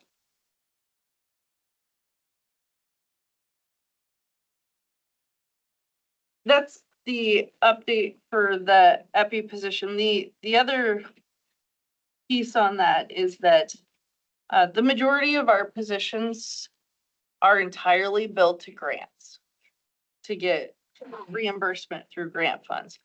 To raise the pay of this position, we're going to move it from 2 steps on the same grade level. And further down on the agenda. I'm sorry, Finish going through the job descriptions. I will finish going through the job description. The animal control officer is the next one on the list. The 2 changes on the animal control officer job description are to move it from exempt to non-exempt, and then move it from reporting to the public health administrator to the epidemiologist. Those are essentially the 2 main changes on there. The rest of the changes are just to bring them in line with the new format. Why was it?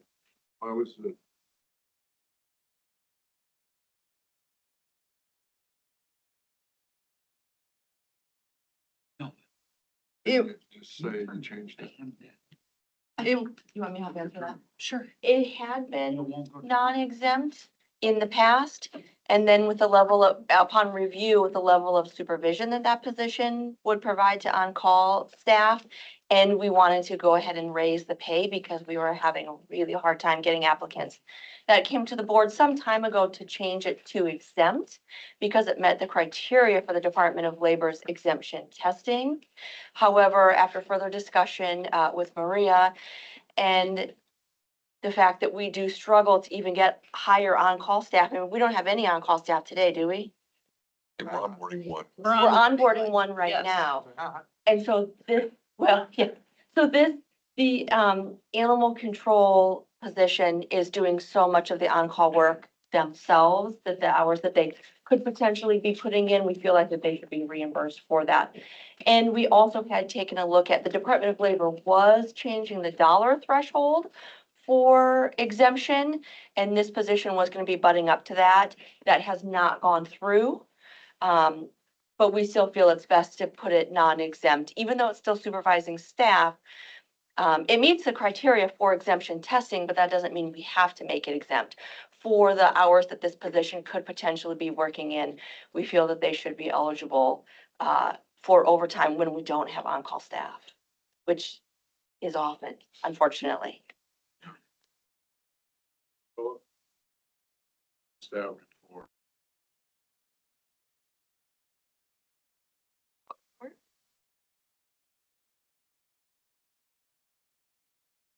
Monthly report, so we get a monthly report now from Mid, as we do. Yes. It comes to, and you want that sent to you? You'd like to have that? Sure. Absolutely. We can do that. The more info So we do we- get, better our decisions. So do we, have, if we have, I haven't seen it, perpetual help wanted sign up for, temporary animal people then? Okay, Yeah, we're usually, we're re-upping that quite a bit. then there's some training that goes with that, or they have to be trained? We do some training in-house with that. We used to have them go over, Midlands, Nebraska Humane Society would help us out in the past, but we've started doing that in-house. That's like 24/7, right? 4:30 to 8 a.m. Is the normal. Yeah, and then 24 hours on the weekends. The call. Mhm. Yeah. You're down to one person? We're onboarding one. Onboarding one. We So have, right we've now we been don't. without for quite some time. We're not dog catching. We haven't been on the weekends. Oh, who does it during the week? We do during the week. We have an animal control officer Oh, on, you do have some. we have an animal control. We don't have on-call. Oh, okay. Well, Yes. you're bringing one on. potentially. Right. But how many would you bring on? 3? It'd be nice to have 3, yes. Heather, grade 12, step 1 is what? How much money? Associated with grade 12. It's $19.62 an hour. $19.62 an hour. You're welcome. Thanks, Heather. Oh, I'm sorry. Step 1, 2. That's what the on-call rate is, or the on-call animal control officer is associated Okay. with, is grade 12, step 1. Do they have to come down here and get a vehicle then, the Yes. on-call person? And they come down here and get the van. The Van. van has to, well, that way they have access to Midlands. Okay. Sometimes is there an officer involved in doing this stuff? On the on-call, yes, during the day when needed. So the majority of the time, our animal control officer will handle things on their own, but they do come up against scenarios where we have to call deputies out for an assist. Animal control officers, that basically domestic animals, or are we talking Domestic, domestic? yes. We're not talking wild turkeys. No. No, we don't handle wildlife. We refer them to the Iowa DNR for wildlife Yeah. calls. We do get your occasional potbelly pig, miniature horse, Chickens. chickens, Turkey. things like that. Just gotta keep bringing it up. But give me a bug. Okay, grade 5, 24, step 1. What's 524? Were you asking Infection prevention. Prevention, preventionists. $30.73 an hour? $30.73 an hour. So when we are updating job descriptions, are we changing the step and grade? No. No. If we were gonna change a grade, if we're gonna elevate a grade of a position, we would let you know that'd be redlined out and modified in there. So the infection preventionist job description, again, that was another one that was changed just to bring an underline, to report for the epidemiologist. And, You put a first name to this infection preventionist, Matt? who we had currently have staffing that position, that would be Jordan Ranta.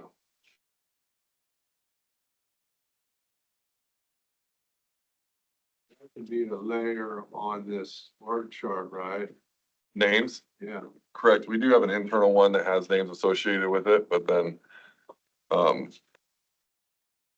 the one that we brought today, we didn't put. No, I know, but it'd be nice if we had that. said, it's hard to know names. Or even Send that over to you. remember our name. We look in the mirror. The health educator job description has essentially the same changes. It's just to bring it in line with falling under the epidemiologist and reporting to that position. Grade 517, step 1. $24.29 an hour. Is there a name in this position? There is Matthews Tampy. Thank you.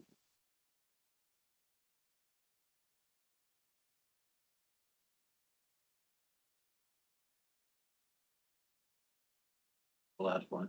That's the last one on that list. Maria, Yes. of all these positions and these job descriptions,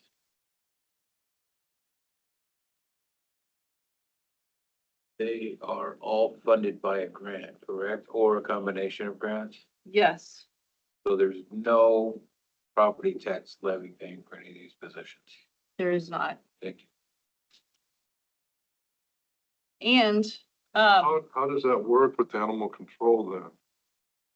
Local public health funding, yeah, Or, we bill their time to local public health funding. That's a it's contract that, not on the rural levy? it's an allowable activity under local public health. No, it's not on the rural levy.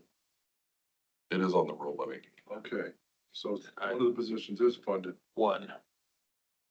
Yes, you're right. right? there is no increase in pay for that No. position. I just want to make sure we all understand. It's a combination of tax levy and grant dollars that pay Yes. for these positions. Yes. Okay. You're correct. Wondered how you were doing that. It's because it's a rural service. Right. You're not servicing. Currently, You got contracts with the cities or not? well, we do have contracts with the towns. There are some towns that are thinking that they may not want to go with contracted services for animal control any longer. They're considering it right now, and that's fine. That is their right to do so. The difference being really is, and I wasn't here when animal control originally got set up and how it got put into being a rural service and then adding in contracts for the towns. Say the towns get rid of animal control services within their community. Public health still has to go through and do the bite reports, quarantining of the animals and those pieces of it. So really, I mean, it would just be, I mean, it's gonna end up having to be a shift of, right now it's sitting there on the rural levy and the actual responsibility of it falls under the general levy. So, So are you going and doing the, Carter Lake and Council Bluffs? no, we do not do Carter Lake or Council Bluffs. So We how do they get their information into your system? They That- contact us. Cause you're in charge of public health, the bites and that type of thing. Someone's gotta, they can't have their separate deal in Carter Lake and separate deal for Council Bluffs for public health. Council Bluffs, when the city board of health went away, Council Bluffs set theirs up under the jurisdiction of however they did it, you know, this, what they have reporting it, but it would have to report through the board of health of the county now, right? And so that's how they're carrying on with their actions of having their own animal control and doing those things. But if you point it back to the legislation where if a bite report comes down, it's ultimately the responsibility of public health to make sure that those Right. things are followed through. So how's Carter Lake handled? That would be the same scenario where they would contact the Board of Health if there was. They I gotta- believe that they're contracted with Midlands Humane Society, not Oh. Midlands, Nebraska Humane Society, isn't it? That does their animal control over there. Okay. So the towns, when those contracts coming up, they coming up to renew here shortly They come up on budget cycle. on July 1? Yeah, so I notified them, we sent out letters saying that we were gonna do a little bit of a price increase on them. And I think that led one of the towns to kind of reconsider whether or not they're gonna continue carrying on. But our cost on doing animal control is obviously not getting any less. You know, we have a contract with Midlands Humane Society. That contract goes up at least 3% every year, a maximum of 3% every year. So our sheltering costs go up along with our, our personnel side of it. And I'm a strong believer in if the county, as if, if we're gonna do something, we need to do it right, we need to do it well. So that's, have to make sure that we can maintain those service levels. You have someone besides the Catholic Humane Society that will take whatever horses or cows or whatever sheep or whatever. We do have relationships with the farmer, and a few other volunteer rescue organizations that, yes. To help us out there. Yeah, Charlie with Shady Lane, he usually takes any of our odd animals, and even when he's constructing his new barn out there now, and he's making sure that he's leaving us a spot there to be able to continue helping That'd us. be handy. Mhm. It's better than having a miniature horse in the van in my driveway. Yeah. Or in the U-Haul trip. Yep. I'll make a motion to approve the job descriptions for epidemiologist, animal control officer, animal control on call, infection preventionist, and health educator. Second. All right, we have a motion and a second. Additional discussion? All those in favor, say aye. Aye. Aye. Opposed? Motion has carried. All right, next, discussion or decision on approval of pay for epidemiologist. This is just one position, correct? This is correct. And you're going up 2 steps. 2 steps. Is the reason that we're making this change right now instead of at the beginning of the fiscal year is simply because of the leadership requirements you put on this position now? Yes, the leadership requirements with the other job descriptions falling underneath them require that additional step, 2 steps. Okay. How much of this position is grant funded? Currently, it's 82%. Pardon me? 82%. 82% of it is grant funded? Yes. Awesome, thank you very much. I'll move that for you, Sue. I'll second that also. Second, additional discussion? All in favor, say aye. Aye. Aye. Opposed? Carry. Maria, thanks. Yeah. Really appreciate you guys going through that with us. Okay, next we have Matt Wyatt, Director of Planning and Development, and Maria Seek, Administrator, Public Health, discussion and or decision on approval of the following new positions and job descriptions for Public Health Preparedness Coordinator and Clinical Service Provider. So I want to start with the public health preparedness coordinator, and I want to make sure that I'm very clear in saying we are preemptively positioning ourselves for a change with our fiscal agent of the Coalition for Emergency Preparedness of Southwest Iowa. Currently, for the past several years, Mills County Public Health has been serving as a fiscal agent for that 11 county, 13 county coalition for emergency preparedness dollars. We get funding from that every year into Potawatomi County Public Health, whether it's through our city readiness program, we get funding, and then we also get funding. Candy's actually out at the SWIP coalition meeting. It's being held in Atlantic today, right now. And so there's funds that we get from that. Our goal has been is to be able to take over that fiscal agent role of this coalition, because we think that there has not been being run appropriately for some time now. And it continues to degrade the longer it's going along. And we went up this summer, we had conversations with the State Department Bureau Chief that runs this department. They're aware of the current issues that they have going on down there in Mills County.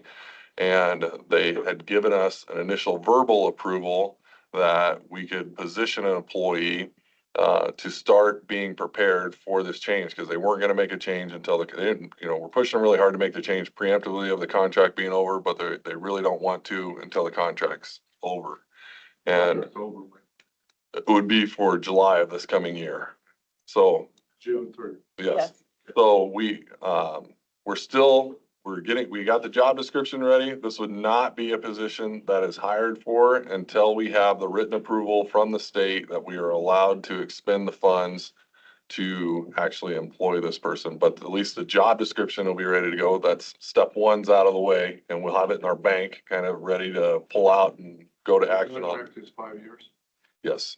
Okay. And do we know what the first year's amount would be of the contract?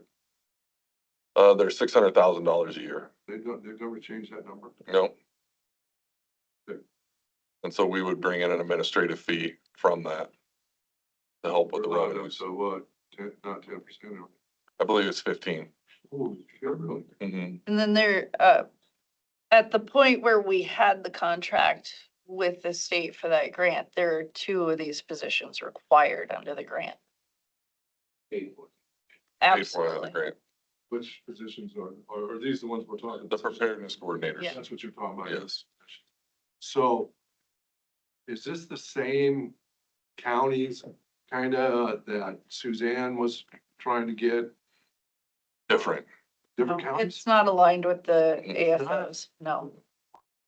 You know, everything has its own separate map right now. Oh, And this yeah. one, and this became very political where some counties were petitioning to get moved to other jurisdictions and it fluxes from Works went through that. 13 to 11. Fell apart. Yeah. So you don't know if it's gonna be 11 or 13? Right. How do we do 2080s with those counties, or what are we gonna do to know what we're doing with? It becomes from the state. The state assigns those counties to a district. Oh, the state assigns? Yes. Okay. Okay. Perfect. And that's, EMA's involved in on it, the hospitals are involved in on it, EMS is involved in on it, public health is involved in on it. It's a large coalition of people that come together and, They have to stay together for 5 years. well, that's not to say some don't petition the state hard enough and get moved out within that time. That's why I say it always seems to flux between 11 to 13 because some counties will get upset at a meeting and say, they're leaving and they'll get assigned to another group for a month or 2 and then they're back and The money's allocated the same whether you're 11 or 13 counties? No. no, it would change. It would drop because it's population based. Because it's 600, this is a per population, a 600 number? Yeah, it's a per capita rate that comes through there. That's why I've always fought so hard that we should be getting the highest portion of it because we are. Yeah, right.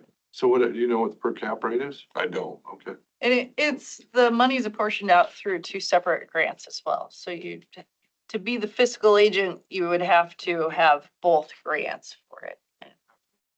There's a grant specifically for the hospitals, the Right. hospital preparedness program, and then the other grant is set aside for public health and EMS. Right. So what Matt's talking about is both funding sources Right. combined. But it's a per capita rate. Shane, that hit on the 2 counties, if you had 2 counties walk out, that change. What's the pay scale, 538, step 1? Are you asking me? 538? And 538 is for the clinical service provider, and that's not the one we're talking about yet. I know that. Oh, okay. I already got 524. 4939. And that one you're talking about a nurse practitioner. 4939. That won't be easy. That's grant funded too, right? Yes. Absolutely. We wanted to try to even pay them, or hope. They gotta travel, right? They do have to travel. Yeah. Some, but it's all scheduled out. We're making some changes on how that's structured. Is there a name? There isn't a name to this yet. Then, right? No, our No. current nurse practitioner is leaving us because she's having a baby and gonna stay home for a little while. Okay, so this isn't part of the regional grant. No. Okay. But I just want to make sure on that part, on the preparedness coordinator, so if you guys are okay to end that conversation again, that one is just preemptively, we're not hiring for it. It's just going in a bank of job, it'll be a job description, so we're one step more ready to go when we do get approval from the state, we will come to you, let you know that we got a written approval from the state and that we're ready to move, that we would be ready to move forward with the posting of the job description, because we'll also end up doing a budget amendment at that point in time, because there'll be obviously revenues coming in, expenses going out for this individual. Yep. That won't fall within our current budget that we have. Motion to approve the new positions and job descriptions for public health preparedness coordinator and clinical service provider. I'll second. Matt, I didn't really go over every word in these. Does it say in here somewhere that other duties as assigned? Yes. Thank you so much. Motion by Belt and a second by Shay. All those in favor? Aye. Opposed? Motion is carried. All right, next, Matt Wyant, Director, Planning and Development, and Maria Seek, Administrator, Public Health, discussion and or decision on approval of the updated public health organizational chart. So we did take this organizational chart to the Board of Health for recommendation of approval for you, all the Board of Supervisors. They did give that recommendation of approval for this organizational chart. And I know we don't get these out very often and show them off, but it is kind of nice for everybody to kind of bring them out every now and again and look at them and see how they flow. And this one does reflect those changes in there on the epidemiologist. You can kind of follow that line down to see the people that we put, the positions that we put underneath of there. And of course, then this expands over and shows you the WIC aspect of it as well. But And all of these people are in the public health building. correct. How nice is that? Some of them drive two cars. What's that? Do some of them drive two cars? 2 cars? Well, I mean, Same time. well, I'm not sure. I will, you know, The it's, parking lot just seems to have a lot of cars. it is amazing the number of people that are coming already. I mean, if you get a chance to go over there and you get to see the number of families coming through that waiting room down there, it has been remarkable. I can't believe that WIC was able to operate as long as they did in the area when they were at their old location. Because when you get to see them all coming in and out of the building now and rotate through, and we're able to offer them more services while they're there with us. It's a fantastic thing to see when you get to go in there and see all the families in the waiting room with the kids kind of bouncing around, and You know, way different from where we were. I've seen a lot of, either fun. A few times when I went by, I've seen family ladies taking kids in there and stuff. But I mean, before you're almost, I don't know what time you exactly open. Do you open before 8? No, I think we open at 8. The parking lot's almost full already at 8 o'clock. Mm. So I was just curious who was. I haven't been watching, but I'll have to check it out. I don't expect parking lot control. But on this, back to this org chart, Mhm. it'd really be nice internally that you could have a name in there and then with the date they started, Okay, you know what I'm saying? we'll have to add the dates that they started in there. But Yeah. Yeah, And then it'd be your responsibility to remember with that date that they started and when they get their new, whatever step in grades or whatever that stuff is. we don't do that anymore, do we? Isn't that only on July 1? It's July 1. July 1. You can put July 1. This is a 5-year anniversary. But it is nice to, I do think it's nice to celebrate those employees' anniversaries on the dates that they have. Right. I think that's, would be nice. So you're looking for an approval of this? Really? Second.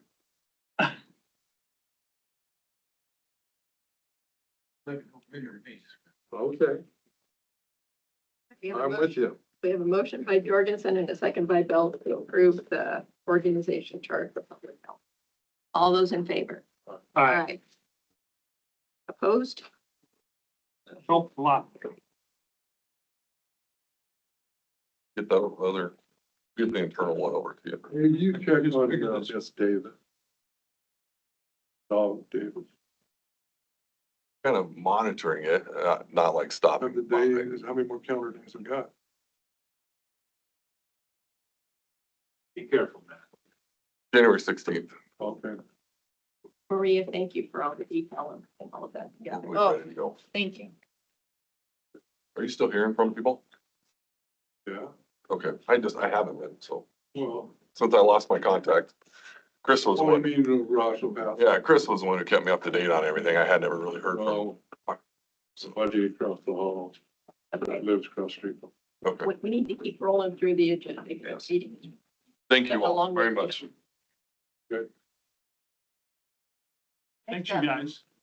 Melvin Hauser, Auditor, and Heather Schaefer, Human Resources Assistant, discussion and or decision on update to account clerk 2/fixed assets and real estate job description and title change. All right, Melvin, what have you got? Okay, now we've been looking at what this position's been doing over the years, and of course, all the positions always have other duties as assigned, but this has kind of gone above and beyond that, so we sat down with my staff and Heather a couple weeks ago and looked at it, see what this job's doing. And even added some more to it, because that's what the staff has been doing, helping with elections more. And has become seat certified, state election administrators training. In future, well, let me tell you about our statewide voters registration system now. It's iVoters. It's a legacy system and only certain people are, only a limited number of people are allowed on this system. The Secretary of State's contracted with a new company. They're upgrading the statewide voter registration system so that this staff person will now be able to get into iVoters and do some of that election work in the future. And some of the other, and I don't have it in front of me, but some of the other changes we made was to add into purchase of office supplies. Now, Audrey's been doing that historically and for the whole office. But I think we might migrate that over into this position because Audrey will probably be leaving in a few years, so we'll need somebody to do that.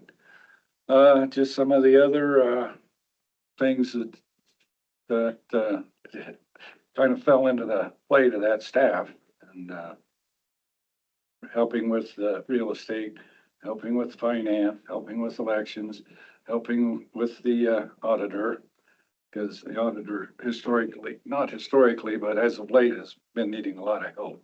So she's been helping me a lot just as a office assistant, I guess. So we started looking at the job description and tried to update it to reflect what is currently happening. And as you know, we have other administrative positions across the county. And Melvin identified that as far as being the front end person that the citizens see right when they come up, that this position has become to fulfill that role for their entire department and refer people and citizens accordingly. In addition to being kind of the administrative and the logistical person who is doing things for all the different divisions within his department. Yeah, not only is she taking care of the auditor's office, she's also helping out the treasurer and the assessor and the recorder by just giving them directions as to where they need to go, or to the third floor, fourth floor. And working with Garfield on fixed assets. Fixed assets has grown and grown. They're finally getting it straightened out. And of course, the rules have changed. Working with the state auditor on fixed assets has been a big part of that job. Well, and yeah, because formerly the title was an account clerk 2 in fixed assets and real estate. So the position was a lot of data entry, which this position will continue to do that piece, but has also grown to assist the other divisions in different administrative tasks as well. I would like to ask, should we be doing this before a new auditor comes in? Yes. It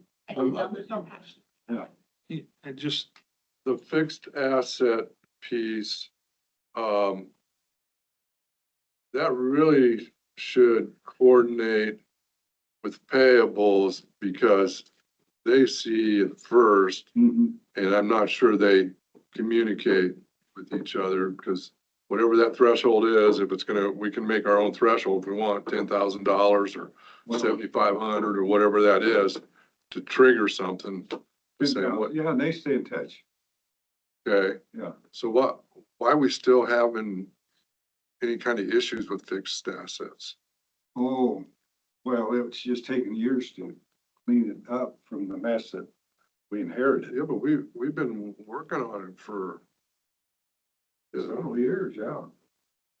I mean, Well, and it's not just the mess that Garfield and Candy got dumped on them. It's still working with, the roads, engineers. Tina is pretty well on the ball, sometimes working with the sheriff's office on new cars. well, those are the Struggle. two, probably the two. Big ones, yeah. Two wild cards in the whole thing. I mean, we're not, to my knowledge at this point, we're not building any more, buildings. So really, it's all operational items. Yeah, and I think it's pretty well. So is working with 10,000 state the audit number pretty well. that the state wants then, or does the state put a number on that? What fixed asset is considered? Garfield left, didn't, Well, it was, Yeah, it's currently anything under anything above 5,000. that's what I thought it was. Well, I But think- the state law changed to, we can go up to 10,000, so you'll see a policy next month that Okay. updates our fixed So the asset state policy. changed it to 10. Yeah. Okay, great. I believe we did talk about this briefly at the department head retreat when we were out at secondary roads about this same item. And maybe how we realized that we did need to hone in on an internal process that involves the auditor's office and risk management in regards to when that information comes in, that maybe it goes to both places at the same time. And I'm just recalling what that was, and I don't know if we have put our finger on that yet. It's there. Oh, and how long do you think that Candy's been doing this work? I think it's just increased over the last few years. That's why I was kind of looking at it. How come you're coming to us just now? Huh? Why are you coming to us just now then? Just now? Right, why are you coming to us now when you, Because I got it into my budget for this year, but I didn't get it. Probably some procrastination and some getting tied down with some other stuff. But I just there were several, and that's what I wanted to talk about on the next agenda item. There were several things I wanted to get done before I left here. This is one of them. I mean, it's not just a matter of cross-training your employees to do more than one job. I think then this person is probably doing more than one job. Well, if I compared that to a person in the treasurer's office, for instance, hypothetical, well, it's not hypothetical, it's true. They can do property tax, they can do new vehicles, they can do license registration, they can do dog registration. Every employee in that office can do all of those. So we don't pay them anymore for doing all those jobs. But this one's set different. Yeah, it could be. I don't know what. I think it might be comparing apples to oranges. But I can't say what the job duties are in the treasurer's office. I can just say what the job that this person has been doing, and I expect this staff to be doing, is probably needs to upgrade their job description. Make it fit, not just for this person, but in the future where whoever steps into this position is going to have to be trained, seat training, state election administrators training. And they're going to have to do more business than what's currently in the job description. Heather, do you want to speak to this? Yeah, wait, rather than having a very specific set of job duties in regard to the cross-training piece, like I said, if you think about this position as more of look at our other administrative assistant positions within the county. Community Services has one, the VSO has one, Conservation has one. And this person really does more than like a specific, skill set of duties with data entry and things like that. But serving basically the needs of the entire department administratively and clerically. If you think about it like that. Well, it would have been nice to have seen the old job description with the new changes to it. I mean, Maria kind of set the bar for that when she I provided sent her. it. I think in your packet, do you have the redlined version? We don't have anything in our packet. That must have unintentionally been, I provided it to Jeanette. I can forward it to you right now. Well, There we go. it's, yeah, we still got a lot on the agenda to cover.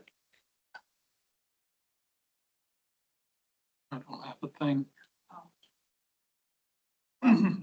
I know she does a great job. I know she is probably, Well, I think, other than the biggest asset that she has is that nobody leaves that counter, no customer leaves that counter angry, regardless of what sort of a situation it is and how many times she has to bite her lip.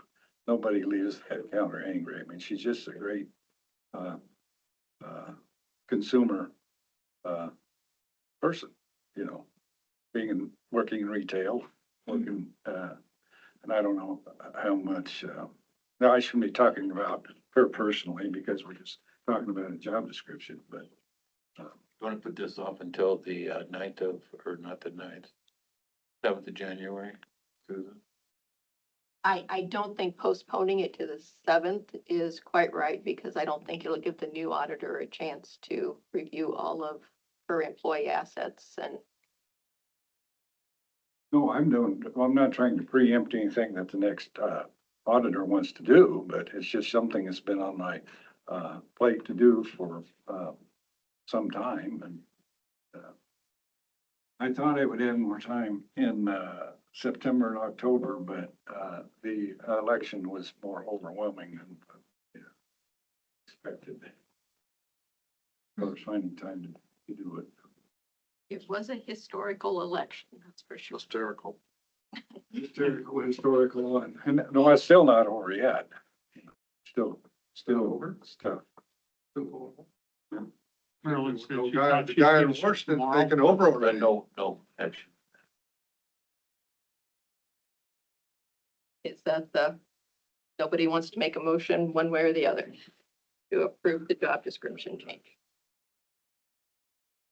As we have a second motion to approve the pay change for that position once it's created. Take a look. Heather, you worked on the job description. You provided a copy to us. We just haven't had a chance to review it.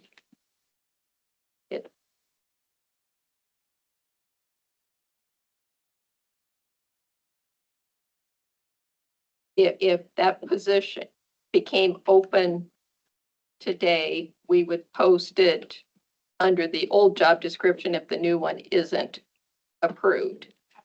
And that would be taking a step back. We would be posting for what the current duties are being done. Or would we? Would we be hiring for a lesser position? Well, we have to hire for what the position is written as. And then that individual would come in expecting to do those duties. Essentially, and those duties only, if you will.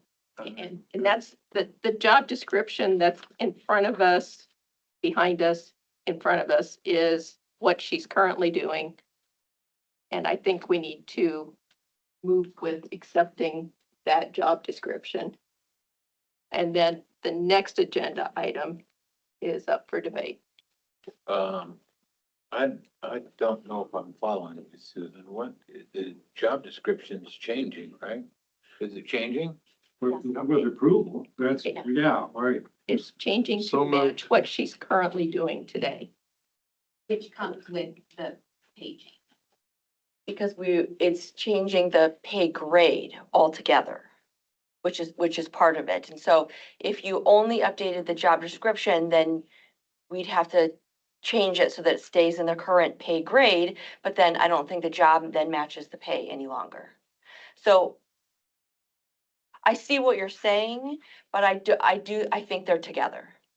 The pay grade that we have on here of 514, which is not the pay grade today, goes with the analysis of the duties of this job. So to approve the job of the duties that she's doing right now and not approve the pay grade, I don't think is correct. Yeah, Either together or not. That doesn't mean that our uncorrectness is not legal, that we can't do that, right? I would not put someone in a job title without also putting them in the pay that goes with that, I the pay understand. grade. But she's doing the job, is what I'm being told. Right. Yeah, Yeah, the Yeah. job's getting done, and I think in the future that the position's gonna be doing more than what's currently being done.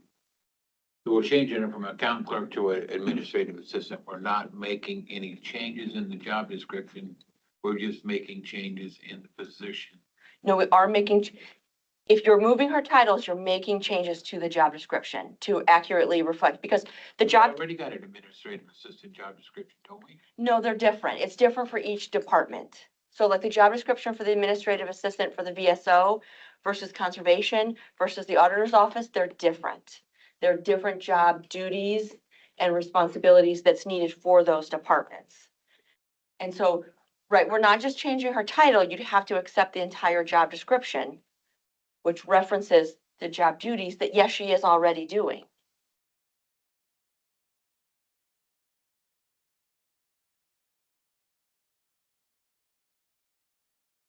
Oh, we're talking about Candy, is that who we're? Yeah. Okay, that position. or that position. I make a motion to approve. Second. The motion to approve the Job changes des- in the job description. Yep. If that's what she's doing, Yeah, and as we went through it, you know, what she's doing now and what that position needs to do in the future. I Regardless can't- of whether I it's can't- Candy or not, I'm not, is, the is. future's way out there, Well, yeah. unless it's Just tomorrow. just putting more, I mean, this job also has duties as assigned on it, I'm sure, so. yeah, but you don't Right, wanna abuse, you don't wanna abuse your employees with that too much. Well, yeah. Heather, do you recommend this? Yeah, I mean, like I said, most importantly, we have other administrative assistant positions within the county. And all those positions, as Jana mentioned, have job duties that are specific to their department. And in this case, the work that this position is doing very closely matches the type and the nature of work that is within the other administrative assistant positions within the county. So there is, internal equity there. Jana? I do wish this would have been 6 months ago, to Well, Tim's point and Melvin's point, because the timing of it does make it look a little as though, should we be doing this when we're having someone come in just a few weeks to take over, without their knowledge of this. But I do know that the employee does serve all of these divisions. Historically, the auditor's office is different divisions. This job is serving all of those divisions, and we do need to get that right. I don't think it really matters. I mean, it's timing, you can say all you want, but if the person's doing the job, then we need to get it right, That would be great. you Yeah. know? And if we should have done it 6 months ago, we should have done it 6 months ago. So Well, you can we blame just, me all you we want. made mistakes Not a getting it little done. while ago and had to correct those on whatever 13 people. Hopefully we can start getting our department heads or elected officials up to speed on what's going on with their departments, I guess. So, like I said, I think it just never really, the straw didn't break the back of the camel until election time, when I really saw the work that needed to be done. The help that she gave to the election video. this doesn't stop the next one, Melvin, the next Melvin that comes in to do whatever they want, Well, yeah. you know? So, I mean, that's the world we live in. It's true. It's true. Well, when people get in their, get in their areas and do their work, and I think this also, shows to the fact that, we do have good, hardworking employees, that when there is work that needs to be done, that they just do it. And everything, within the county, even with jobs and the work you do, it's very fluid. It's very fluid all the time. And then all of a sudden, next thing you know, you look back at job descriptions and maybe you're exceeding what your job description is written for. And, that's why, why we need to take action on these when the situation presents itself.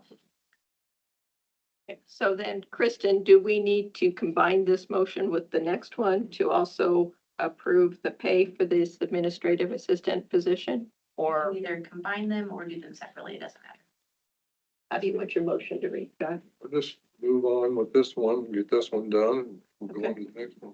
All right, so we have a motion by Belt and a second by Jorgensen to approve the update to the account clerk to fixed assets and real estate job description and title change to administrative assistant. But they're still doing those 3 jobs. All right, all in favor? Uh, Aye. Opposed? Motion is carried. All right, next we have Melvin Hauser, Auditor, and Heather Schaefer, Human Resources Assistant, discussion and or decision on pay for Administrative Assistant Auditor's Office. Okay, so when Heather and I looked at it, mainly Heather, as to where this job should sit in the pay scale, we landed on, I don't know what, 5. So if I understood Jana correct a little bit ago, the administrative assistants in all these other offices are different. None of them are the same. So with that being said, can I have the pay rate of all the other administrative assistants? Sure. I have, well, and I do kind of have them here. I can look up the ranges, but like the admin assistant for the VA is still in the clerk's union pay scale, which is no longer union, but a grade 12, which I can. I just need dollar amounts. Oh, you want dollar amount? Yeah, it's pretty simple that way. Understood. I would need to multiply grades times. So the grade 12 is 1961 to 2573. 2573, Yes, sir. and that's PA? Yep. Okay, And then the courthouse for the administrative assistant in conservation is a 516, which is 2348 to 3081. 3081, Yes, sir. thank you. And then the administrative assistant in community services is a 511, which is 1991 to 2613. Okay, And then those are the primary actual administrative assistant. no one else has an administrative assistant? Pardon? No. Really? Well, not as a, not as a title, but Not as, Well, Yeah. yeah, well, if they ain't titled that, how could you have one? well, I mean, they still, if you look at You get a motion to the approve engineer's that. assistant We have or not, I'll something do like that that. one. I'll second that. So what are we approving it at? 2637. On the sheet. so this change from the grade 15 to the courthouse non-union pay grade of 514. It's right at a 5% pay increase, which is consistent with the employee handbook. So it just puts it in the new grade at the appropriate percentage. so we have a motion by Wickman and a second by Shea to approve. All those in favor? Aye. Aye. Opposed? Motion carried. All right, Melvin. Okay, well, this says discussion, but I don't think we need any discussion. I just wanted to tell you what I would have liked to have done this year, but didn't get it done. But we still need to look at, gonna be a retirement very soon and payroll. And I think in the future, we need to start looking seriously at, getting, another person in there to get trained in payroll position. And there may be another, but we'll see what Mary Ann wants to do. There may be another staff in there where probably need to sit down with HR and look at another staff member's, job description and see if that needs to be upgraded.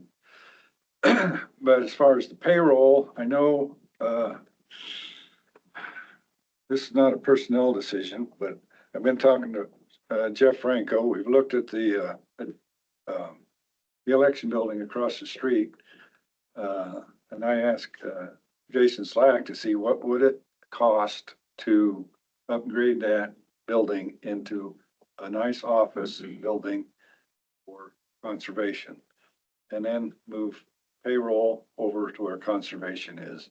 It would be a lot better for the, staff, but a lot better for the employees who need to visit with HR and payroll. Of course, they work so closely together. It would be nice to have them back there available to the employees rather than stuck back in that hole. I've always thought that's been a problem. It's been an issue and, just depends on, and, you know, Jeff and Kim and Angie looked at it and they thought, oh, it might work. But it's gonna take some, studies and see what they could do to, get that building, because now it's just a storage building and it would be a better suited as a, office building. And that's pretty much all I got to say. What's stored over there? Ballots, voted ballots, unvoted ballots. How long do we need to keep those? 22 months. There's machines over there still, ain't there? No, They're in the basement, correct? all the, oh, yeah, most of it's all basement. There's just this and that. But Where's the there. voting machines at? Downstairs. It's downstairs in the basement. No, it's just, and you can, get a shipping container and store those, voted ballots in. And that's where they were, Why are they putting the voting machines downstairs? because it's more accessible and easier to work on in the basement. And They were all upstairs a couple of times I've been over there. no, they're in the basement of the courthouse. Our storage down Okay. there. Oh, okay, that makes sense. Yeah, Okay. and then I'm with you now. just a lot easier to get them loaded and Yeah. and worked on. Exactly. So we're trying to get everything moved out of the election building and, to the basement here and Loaded them out of here, yeah. Hmm? I haven't loaded them out of here yet. I've just You loaded them can out do of that. oh, yeah, you can help them next, Yeah, I'll get right on that. November, I guess, probably next scheduled one, so, It is. yeah. But anyway, I just see like waste of a nice space over there that I hope that, Jason and Mary Ann and Jeff can keep looking into that. See if something like that would work. Thank you, Melvin. You're welcome. Next discussion and or decision to approve and sign new contracts for independent contractor dental assistant agreement and independent contractor physician agreement for the jail. Trish brought these two contracts over to me last Tuesday afternoon to sign, and I asked her to put them on the agenda for today. They are just a simple 1-year contract. The dental assistant agreement is for $40 per hour. And the dental agreement is for $220 an hour. I don't know, I don't remember seeing these on the agenda in the past, so the contracts were kind of new to me, so I just had to put them on. Susan, why do we do just a 1-year term? That was two, she said. Is it 2 years? Well, I don't know. Did I say it wrong? You said one. I said one, yes. Okay. Who was doing, nobody's here, right? No. Is it new docs or same ones? Nope, these are renewals. Okay, that- so the renewals, The dentist has changed. so they've changed. And the term is from January 1, 2025 through June 30, 2025. So it's just a 6-month agreement Mhm. So and shall be automatically renewed thereafter for successive 1-year terms unless terminated. You got it budgeted, right, Susan? Yes. And it's a requirement that they need to provide. yeah, That's too bad. You need some medical help, you just get arrested. County takes care of it. get your teeth fixed. Get your teeth fixed, get your heart fixed. I'll do that for you, Susan. So Second, do we know, did those numbers change, the 40 and the 220? No, those are the same amounts that they had before. Okay. All right, all those in favor? aye. Opposed? Motion's carried. Thank you. All right, Mitch Guy, Chief Financial Officer, discussion and/or decision to authorize the chairperson to sign the interagency agreement with Conservation and the interagency agreement with Secondary Roads to obligate SLFRF funds to their identified projects. Yep, so these, for the SLFRF are the same as ARPA funds, just more the name that the treasury is going with now instead of ARPA. But basically, these agreements allow us to obligate the funds that we've already agreed for these different projects. But since we're going to pass the December 31st, 2024 deadline, we need to have these interagency agreements put together. According to the treasury, simply budgeting for them or doing a resolution for them is not enough to qualify as an obligation. So that's why you have an interagency agreement in here. It basically lays out the specifics of what they have to be used for. And it was important to, on the last line, the binding effect, be part of the contract where both parties basically don't have any disclaimers out of this. So. So it's protected from, once we make this. Yep. So moved. Second. The only question I have, Mitch, is on the first one between conservation. A couple of years ago, the board decided to move and allow 1.3 million to go towards the trails of the ARPA funds. Why are we allowing those funds to be used to reimburse expenses incurred after March of 21 when we did the 1.3 after March? So with the ARPA funds, you can go back to, that's the starting date of when you can apply them, from March 3rd going forward. So if we go back and we reimburse funds that have already been expended, we can put those basically back into the bike trail fund. And then there is no requirements of how, I mean, they have to get spent on bike trails, obviously, but they don't have any, any rules for federal grants or anything like that. It's basically reimbursing costs that we've already done associated with that trail. Protects the funds. So these funds can only be spent on the bicycle trail. Correct. I'm okay with that. Would you say good, Brian? Yeah. Well, I mean, Yeah. when you No, designate money to a trail, I want it going to the trail. Yeah. We have all of it. I mean, it's just Exactly. timeline on all them funds and different grants and stuff. That's what really gets tricky is how you can use them and when and And there, which section, and there's not, that's what gets tricky with it. yeah, and there's not really a ton, there's not. We're using it all for the trail. Yeah, and there's not, I mean, there's obviously some expenses that we're gonna try to reimburse ourselves back out of, but basically it's, engineering costs and some of those other things and some of those small property acquisitions and some of that stuff, just to, like I said, free up the usability of those funds. Okay. And not have a Because- timeline associated. Mitch, that has to be locked in by the end of, Yeah, and since it's our last 2 meeting. weeks. Throw this thing together. Yeah. Yes. All right, so we have a motion by Shane, a second by Jorgensen. All in favor? Aye. Opposed? Motion is carried. All right, now the county has several commissions and boards that we get to appoint residents to. And we go through an application process through NeoGov. We post it on our county website. We Are speak you with, skipping the agenda then? no.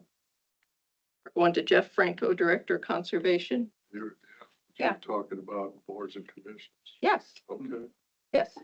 So anyway, we rely upon volunteers to step forward for these positions. And the first one is Jeff Franco, Director, Conservation, Discussion and/or Decision on Appointment to Conservation Board. Tim and Brian conducted interviews with 4 applicants to the board that applied for that position. I would like to say we had 4 good applicants, and Heather was in on that, and we felt they'd all be very good. We kind of settled on Heidi Huff, and I'd like to make a motion to approve her for term on the board. And I'm sorry, I can't remember, it's a 5-year term? 5 years. Do we have a second?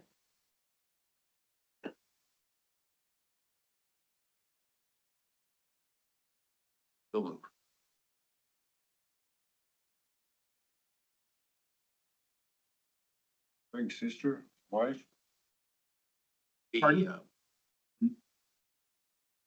I didn't hear you, Melvin. We doing 2 of these?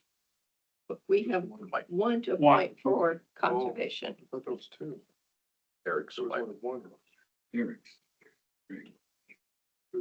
Eric. He's crazy. I think there's 2 more coming up this year. So there's 4 people applied for one position. Mm-hmm. Okay. Really good candidates. When that will start, January 1st, Yes. What, 29, ending on, 12/31/29. we got kind of balance with east and west and rural and city. This is out in Neola, Yeah. Underwood, Neola area. Yeah. Right, so we have a motion by Shane, a second by Wickman. All those in favor? Aye. Opposed? Carried. Next, we have Matt Wyatt, Director, Planning and Development, discussion and our decision on appointments to the Board of Appeals. And Matt has put a memo together for his recommendations. Yeah. Matt, try to get, I mean, I appreciate serving those boards.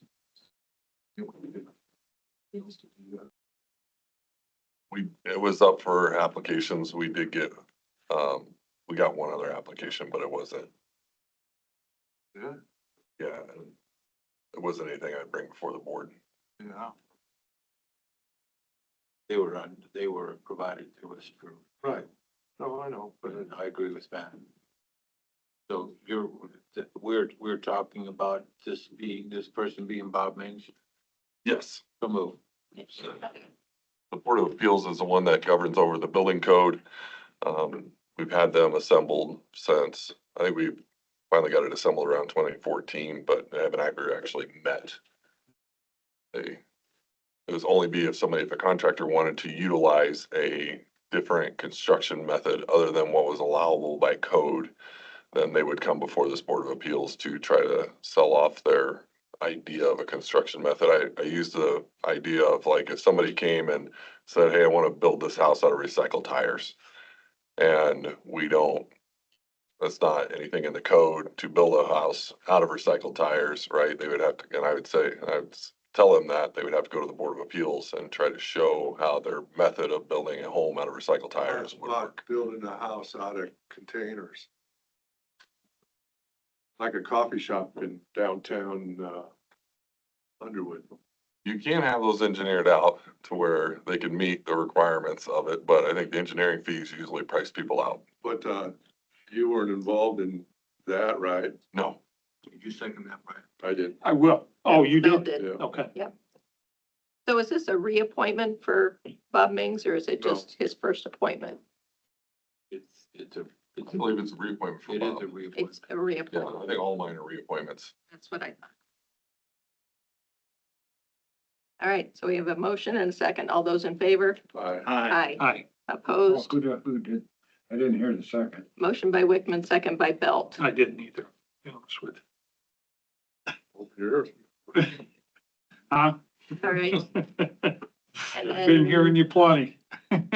next, we have Planning and Zoning Board recommendation Planning Commission, for Lynn leaders to be reappointed to that. for a 5-year term ending on December 31st, 2029. Second.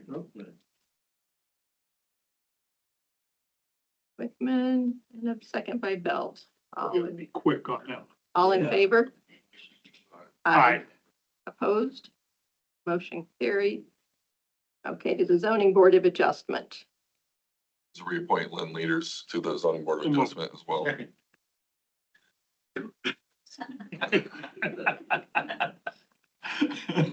you catch that, Melvin? All in favor? Sure, Shane Jorgensen. Aye. Aye. Aye. Opposed? Motion carried. I believe for each of those three positions is 5-year terms, just so your board is aware. Yes, yes, you're correct. I forgot to mention that. Now, do you keep that open then for, board members? Is there something out there that people can still continue to? No, it's not something that gets left open year round. We do usually start around in the July, August timeframe, open it up. It's like next year, I think each one of the zoning board adjustment and I think planning commission, I think they each have 2 coming up this next go round.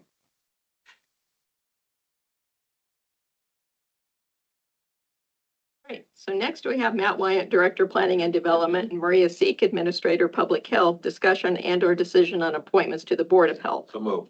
I'll second that. So this is the reappointment of Dr. Tana Perry. She is our OBGYN on the Board of Health. She's been really great to work with through our Title X planning. So are the bylaws and any of these got term limits on them? No, They don't? but this one is for a 3-year appointment, I believe. Madam Chair. Could I take a Oh. 2-minute break? Nope. 3 minutes sitting on, or 3 All hours right. sitting on this chair. Motion by Wickman, a second by Shea to fill the vacancy on the Board of Health with Dr. Anna Perry. All those in favor? Aye. Aye. Opposed? Motion is carried. That's it for me today. Thank you. Thank you very much.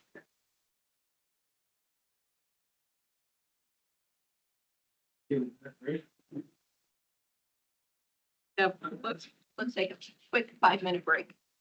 Is it 7 minutes? I think 7.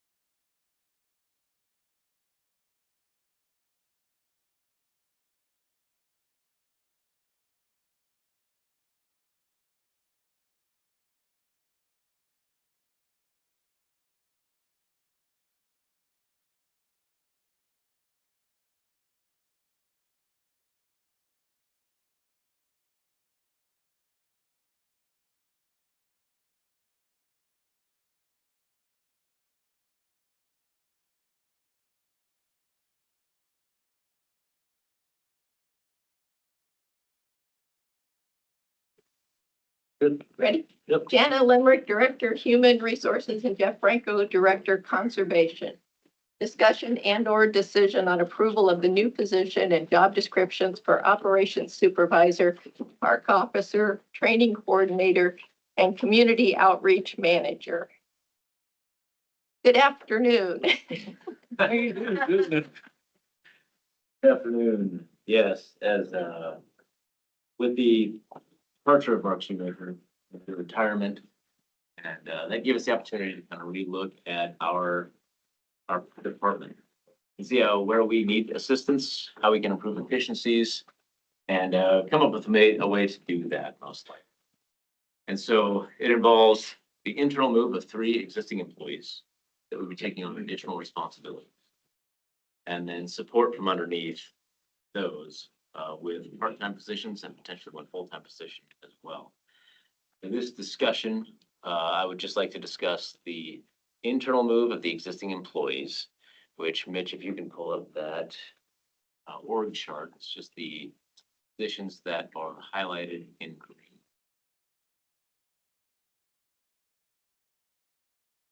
It's hidden. Jeff, I got a question. Yeah. You'd said on that org chart somewhere when I was going over it that everything in red was new or something. I never So- did see any red in it. On this here, oh, I see, not the org chart, but in the position descriptions themselves. Any new information, Okay, new text. Okay. Red. then I right read through that a the little wrong. Okay. So on this org chart, really just kind of shows what we have, with some of the things that we're currently dealing with in the conservation department, things that are on the horizon for us as well. It's going to be important for us to position our department in a way that we can handle some of the bigger tasks, some of the bigger projects that are coming down the pipe or that we're currently dealing with right now. So this is an opportunity for us to put people in positions to accept some more responsibility, to take a little bit off of my plate. Currently, I have 10 direct reports, as well as 3 different boards that I talk to as well. So I will be disseminating some of this responsibility down to people at the appropriate positions as well. And this will, with the opportunity of Mark taking off, we've got, that leaves funding from the deputy director position. And if we redistribute this funding in these ways, even including the part-time people that I've discussed and the 1 full-time person, and with a funding opportunity on the side here, we'd actually be allowing our department to get more work done. We'd add more people to our department, support the people that need the support at a reduced budget cost. And so this seems like a very good opportunity for us to bring it to this board for discussion here and hopefully decision as well. I follow you on this, but the social media, Yes. I just personally wonder if we, we're looking for a new PR manager. I feel that conservation is one of the leading things that our PR manager could be putting things out for. I know Craig was involved in a lot of things, and he was our lead in this whole PR program. The sheriff has kind of their own program, correct? Sort of, but they, we're working right alongside with Craig there, Okay. at the end too. Okay. Huge strides in coming together and working on things together. And that was what we wanted. Yeah, yeah. And so, a department like conservation, sheriff's office, public health, Mhm. right? Because they That's the have other a big person one. as well. Yeah, that's another big one. Have some subject matter experts in their departments to help push this out alongside with the PR manager. And maybe, I just wanted to breach this subject because maybe we need to review what we want our PR manager to do. Because between public health and conservation, and then other things that happen within the courthouse, I just wonder if that's what that should do, that position should do, and this social media, I think you guys are following me with, do we need this? And I'd just like to start a discussion on that. Because the PR, one of the reasons we lost the PR position was pay. We've kind of found that out over time. Discussion? What are you trying to say, Brian? No. I'm not sure, do we do this social media?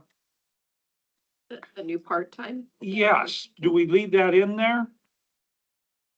Or what? I know there's a lot to promote with conservation. To the job description changes. New part-time social media. Community outreach coordinator on the org chart that we're showing up here. But yet, we don't have that one on today's agenda, do we?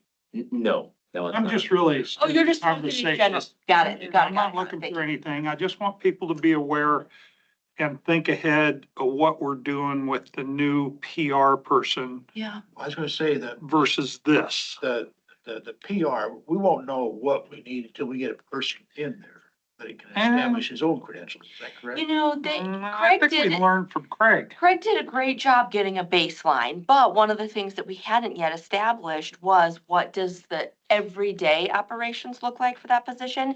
Because we had, you know, the brand and then buildings and then flooding and tornadoes, and so he focused it a lot on those. So we do still have some areas for a person to come in and say, this is what normal everyday PR looks like, sprinkled with these other things that we can't anticipate.